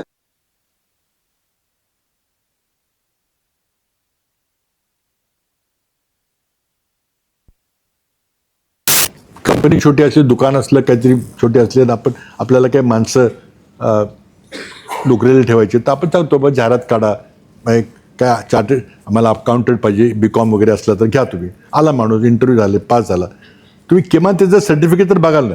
बरं तू BCom म्हणतो, तो दाखव कुठे. नाही मी सर्टिफिकेट दाखवणार नाही, पण मला घ्या तुम्ही. कोण घेईल तुम्हाला नोकरीवर? पण आज भारताच्या पंतप्रधानांना कोणी सर्टिफिकेट विचारत नाही. खोटं सर्टिफिकेट छापावं लागतं. बघा, शिक्षण नसणं काही गुन्हा नाही. परिस्थितीनुसार बऱ्याच जणांना घेता आलं नाही. आम्हाला नशिबानं चांगलं शिक्षण मिळालं. वसंतदादाचं काही शिक्षण नव्हतं, त्यांनी चांगलं काम केलं, त्याबद्दल दुमत नाही. पण वसंतदादांनी मी PhD आहे पण दाखवणार नाही असं कधी म्हटलं नाही. तुम्हाला असं का वाटतं? सांगा ना बाबा, ठीक आहे, मी इतर काम केलं, मी प्रचारक म्हणून काम केलं, तेही महत्त्वाचं काम होतं. म्हणजे मी संघाचं काम केलं, ठीक आहे, नाही मला वेळ मिळाला शाळेत जायला. लाज कशाची वाटते तुम्हाला? तुम्हाला दाखवायचं, मग ती कधी A² + B² असं येतं. आणि विज्ञानाबद्दल बोलायचं, रडार थायसले ढग होते म्हणून रडार आम्ही विमानं सोडली. असे ही आज दाभोळकरांची पुण्यतिथी आहे. आज या दिवशी आपण सायंटिफिक टेम्पर डे म्हणतो. नेहरूंची जर काही देशाला मोठी देणगी असेल तर ती एक सायंटिफिक टेम्पर तयार झालं, पण त्यांनी हा विचार मांडला. इंदिरा गांधी त्याचं घटनेमध्ये त्याचं मांडली केली. डॉक्टरांनी प्रॅक्टिकली ते करायचं अंधश्रद्धा निर्मूलन समितीच्या निमित्तानं काम केलं. आणि तुम्ही काय करताय? किती अंधश्रद्धा, पुष्पक विमान, काय काय. मी मगाशी सायन्सचं बोलताना सांगितलं की 3 जानेवारीला दरवर्षी एक परंपरा आहे. पंडित नेहरूंच्या काळापासून इंडियन नॅशनल काँग्रेसची 4 दिवसाची एक संमेलन होतं. 3 जानेवारी तारीख ठरलेली आहे आणि स्वतः पंतप्रधान न चुकता तिथं जातात. आता ते बंद झालंय, कारण तिथं अशा प्रकारे प्रबंध सादर व्हायला लागले की ते लोक म्हणले की आम्ही नाही यायला. अखलेचे दिवे चोळाले. तर मला आता जास्त मी आपला वेळ घेणार नाही. माझे सगळे प्रेझेंटेशनचे आकडे जे आहेत ते माझ्या सोशल मीडियावर असतील. पण एकच मला सांगायचं की हे उद्दिष्ट असण्यामध्ये काही गैर नाही आहे. आपण सर्वांनी त्याचा प्रयत्न केला पाहिजे. फक्त सरकारकडून ती होणार नाही, आपल्यालाही प्रयत्न करावे लागतील. पण सरकारने फसवेगिरी करू नये, वास्तव सांगावं. आणि आत्ताच्या गतीनं किंवा आत्ता जे सरकारचे प्लॅन त्यानं ती होणार नाही. 47 होणार नाही, त्याला बराच वेळ लागेल. आणि 47 करायचं त्याचं गणित वेगळं आहे. ते तुम्ही करू शकणार नाही. ते कुठलंही रघुराम राजनचं ऐका, अरविंद सुब्रमण्यम ऐका, पण त्यांचं कुणी छापत नाही, कुणी त्यांचं नीट ऐकत नाही. स्पष्ट आहे की ते होणार नाही. आणि म्हणून हे दिवा स्वप्न आहे असं म्हटलं पाहिजे. ते वास्तवात आणायचा प्रयत्न आपण केला पाहिजे. त्यात सर्वात मोठं काम असेल ते ह्यांना घालवलं पाहिजे. तर ते धन्यवाद. थँक्यू. दरडोई तर $14,000 दरडोई किंवा $14,400 ते काय थोडे अंदाजे म्हणजे 14 लाख रुपये वर्षाला उत्पन्न.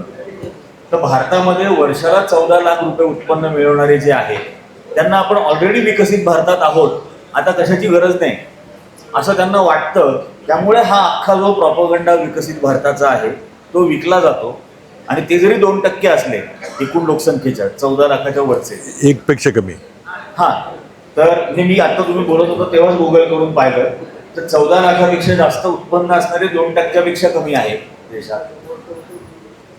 तर या परिस्थितीमध्ये त्यांना तर ऑलरेडी असं वाटतंय की आपण विकसित राष्ट्र झालेलो आहोत. त्यामुळे त्यांची संपूर्ण संवेदनशीलता ही संपलेली आहे त्याच्या खालच्या आर्थिक वर्गातल्या लोकांबद्दल. ती सेन्सिटिव्हिटी कशी जागी करता येणार? तर प्रश्न असा आहे की एक तर ही ऐकू दे, हॅलो, ही आकडेवारी आपण इंटरनाइज केली पाहिजे. वास्तव सगळ्यांना सांगितलं पाहिजे की आपल्याला काही 2% लोक श्रीमंत होऊन चालणार नाही. 100% लोकांना त्या लेवलला आपल्याला आणावं लागेल तरच विकसित राष्ट्र होईल.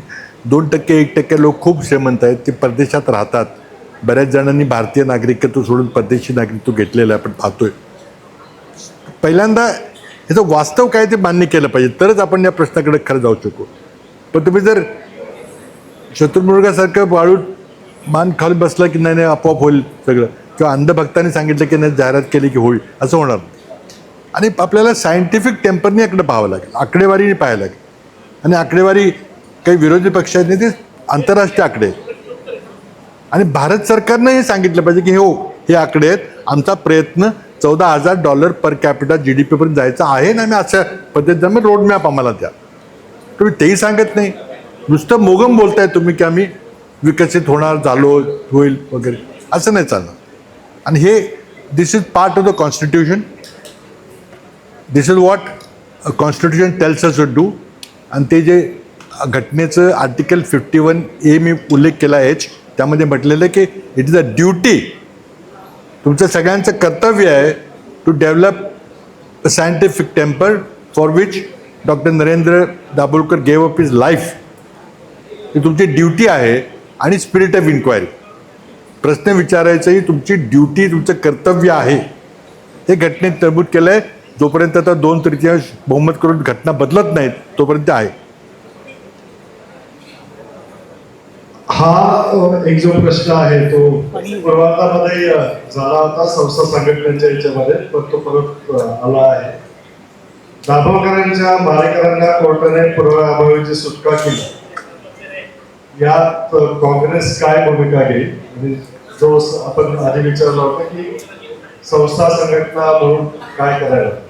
पण काँग्रेस पार्टीला मी बोललो नाही त्यांच्याशी, कारण कालचीच घटना आहे. तर काँग्रेस अधिकृतपणे विधिमंडळामध्ये आणि राष्ट्रीय पातळीवर हा निश्चितच त्यांनी हा योग्य ठिकाणी प्रश्न उपस्थित केला पाहिजे, करतील त्याकरता मी सांगेन. पण त्यांनी काय सरकारवर फरक पडेल, त्यांना जे करायचं ते करतील. याला एकच मार्ग आहे आणि तो जनआंदोलनाचा मार्ग आहे, जे आत्ता जयंतीच्या या परीक्षेच्या चळवळीमध्ये आपल्याला दाखवलं. हे करता येतं, करता येऊ शकतं आणि ते मग इतर बाबतीमध्ये देखील आपल्याला करता येईल. राजकीय पक्ष आपल्या पद्धतीने करतील, आम्ही आपल्या पद्धतीने करू, पण आम्हाला ते दाद देणार नाहीत. आणि न्याय यंत्रणा जी न्यायव्यवस्थाची जी स्वायत्त यंत्रणा ती राहिलेली आहे आज दुर्दैवाने सांगायचं होतं. त्याकरता बऱ्याच उपाययोजना, ती मी जरा लांबला असतं म्हणजे ते बोललो नाही मी जास्त, काय उपाययोजना केल्या पाहिजे, न्यायव्यवस्थेबद्दल काय केलं पाहिजे, पण ते नंतर पुन्हा आपण घेऊ काय करायचं. पण पहिल्यांदा सायंटिफिक टेम्पर आणि गुन्हेगारांना शिक्षा होण्यामध्ये गुन्हेगार नीटची परीक्षा फोडणारे असतील किंवा दाभोळकरांचे बारेकरी असतील किंवा कलबुर्गींचे किंवा पानसरेंचे ते सगळ्यांना शिक्षा झाली पाहिजे.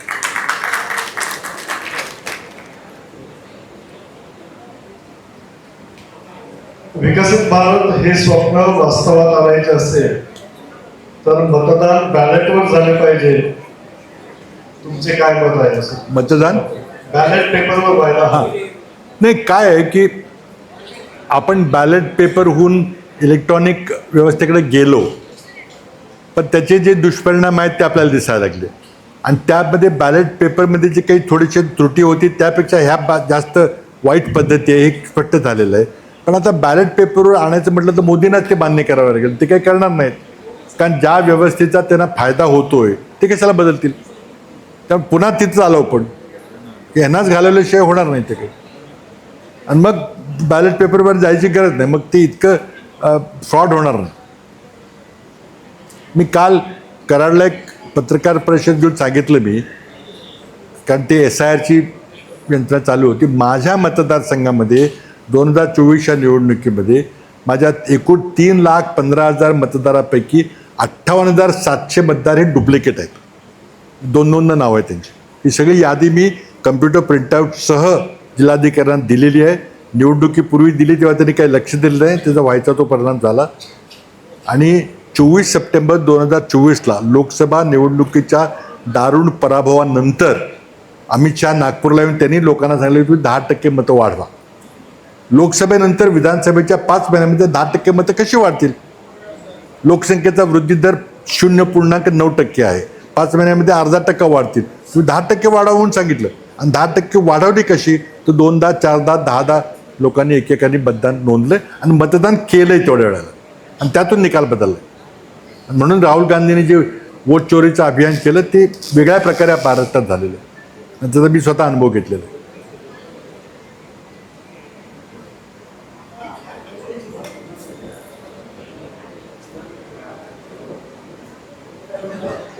हा थोडा अर्थकारणावर आहे.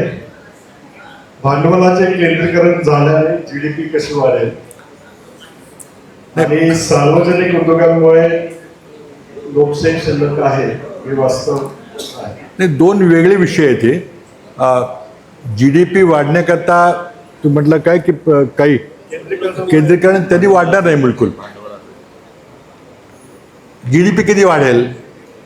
जेव्हा नाशिकमध्ये रानात भांगल्याला जाणारा माणूस देखील शिक्षण घेऊन सत्याने लढायला होईल, किंवा अगदी 6,500 नाही तर 10 कोटीपर्यंत 1 कोटीपर्यंत 50 लाखापर्यंत घेईल. आज तो 0 पैसे कमवतोय आणि 0 कर देतोय. त्यामुळं भारताच्या तिजोरीमध्ये पब्लिक सेक्टरकरता पैसे नाहीत. त्याकरता उत्पन्न वाढलं पाहिजे. आज इंग्लंडसारखा देश आहे, किती कमी लोकसंख्या आहे, पण आपल्यापेक्षा जास्त त्याचं GDP काय आहे? कारण प्रत्येक व्यक्ती जो वस्तू आणि सेवा निर्माण करतो त्या आपल्यापेक्षा कितीतरी पट जास्त आहेत. त्या ती क्षमता निर्माण केली पाहिजे, शिक्षणाच्या होणार. आणि दुसऱ्या बाजूला विज्ञान तंत्रज्ञान. आज म्हणजे गेल्या 10 वर्षात भाजपचं सरकार जर नसतं आणि दुसरं सरकार असतं तर चित्र वेगळं राहिलं असतं. पण निश्चितच झालं असतं जर भाजपनी मध्यंतरीच्या काळामध्ये आकडेवारी बदलण्याचा प्रयत्न केला, आणि म्हणूनच IMFनी आपल्या आकडेवारीला C कॅटेगरी दिलेली आहे. मनमोहन सिंग यांच्या 10 वर्षाच्या कालखंडामध्ये जो सरासरी विकास दर होता तो देशाच्या इतिहासामध्ये सर्वात जास्त होता. ही वस्तुस्थिती आहे. पण त्यांनी ते बदलण्याकरता काही आकडेवारी बदललेली आहे, बेस इयर बदललेलं आहे, काय केलेलं आहे. पण वस्तुस्थिती आहे 2008चं आर्थिक संकट आम्ही कसं हाताळू कोणाला कळू पण दिलं नाही. त्यामुळं शेवटी तुमच्या देशाचा नेता हा डॉक्टर मनमोहन सिंग सारखा एक जगप्रसिद्ध अर्थतज्ञ असणं आणि एंटायर पॉलिटिकल सायन्स असतं, त्यामध्ये फरक आहे ना. शेवटचा प्रश्न घेऊया, बाकी पण आहेत, आता शेवटाकडे जाऊया. हा काँग्रेसने नवनेतृत्व निर्माण का केले नाही असं राजकुमार सावंतांचा एका प्रेक्षकाचा प्रश्न आहे. काँग्रेस पार्टीच्या काही चुका झाल्या नसत्या तर आम्ही सत्तेतून गेलो नसतो. आमच्याही चुका झाल्या. उलट आत्ता राहुल गांधी संघटन सृजन नावाचा एक कार्यक्रम हाती घेतला आहे आणि ते आता दुसऱ्या टोकाला चाललेत. आमची काँग्रेस पक्षाची एक संविधान आहे. अध्यक्ष कसा निवडायचा, वर्किंग कमिटीची निवडणूक कशी घ्यायची, पार्लमेंटरी बोर्डची निवडणूक कशी घ्यायची, सगळे संविधान आहे. हे 150 वर्षाचं 130-135 वर्षाचं संविधान आहे. पण ते बदलून आता संघटन सृजन नावाचा कार्यक्रम याच करता घेतलाय की नवीन नेतृत्वाचं. आणि त्यामध्ये अटच अशी आहे की जिल्हाध्यक्ष हे तरुण असावेत. आमचे सगळे जिल्हाध्यक्ष आता आपण पाहिले असतील, नाशिकचे 3ही जिल्हाध्यक्ष तरुण आहेत. तर तो करायचा प्रयत्न केला आहे, पण ते ऑर्गॅनिक आलं पाहिजे, आर्टिफिशियली करून चालणार नाही. की म्हणजे नोकरीचा अर्ज घेतल्यासारखं 26 वर्षाच्या आत असाल तर अर्ज करावा असं नाही चालणार. तर तुम्ही त्याला ऑर्गॅनिकली तरुणांच्या हातात नेतृत्व गेलं पाहिजे. जबरदस्ती करून देऊन उपयोग नाही.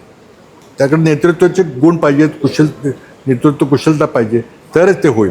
पण राहुल गांधी प्रामाणिक प्रयत्न करतात. परवा दिवशी किंवा उद्या मला वाटतं पुण्याला छात्रो की गूंज या कार्यक्रम करता चालले. 10,000 मुलांचा, विद्यार्थ्यांचा कार्यक्रम ते घेणार आहेत. आणि मला वाटतं विद्यार्थ्यांच्या बरोबर ते रेझोनेट करता येतात, होईल असं वाटतं. पण नेतृत्व 29ला बदल झाल्याशिवाय राहणार नाही. याचं कारण असं आहे की लोकांना आता खरी परिस्थिती कळायला लागलेली आहे. अँटी इन्कम्बन्सी झालेली आहे. आणि ते काँग्रेसमुळे किंवा विरोधी पक्षामुळे किंवा इंडिया अलायन्समुळे कदाचित नसेल, ते मोदीच्या कृपेमुळे असेल, पण बदल होणार आहे.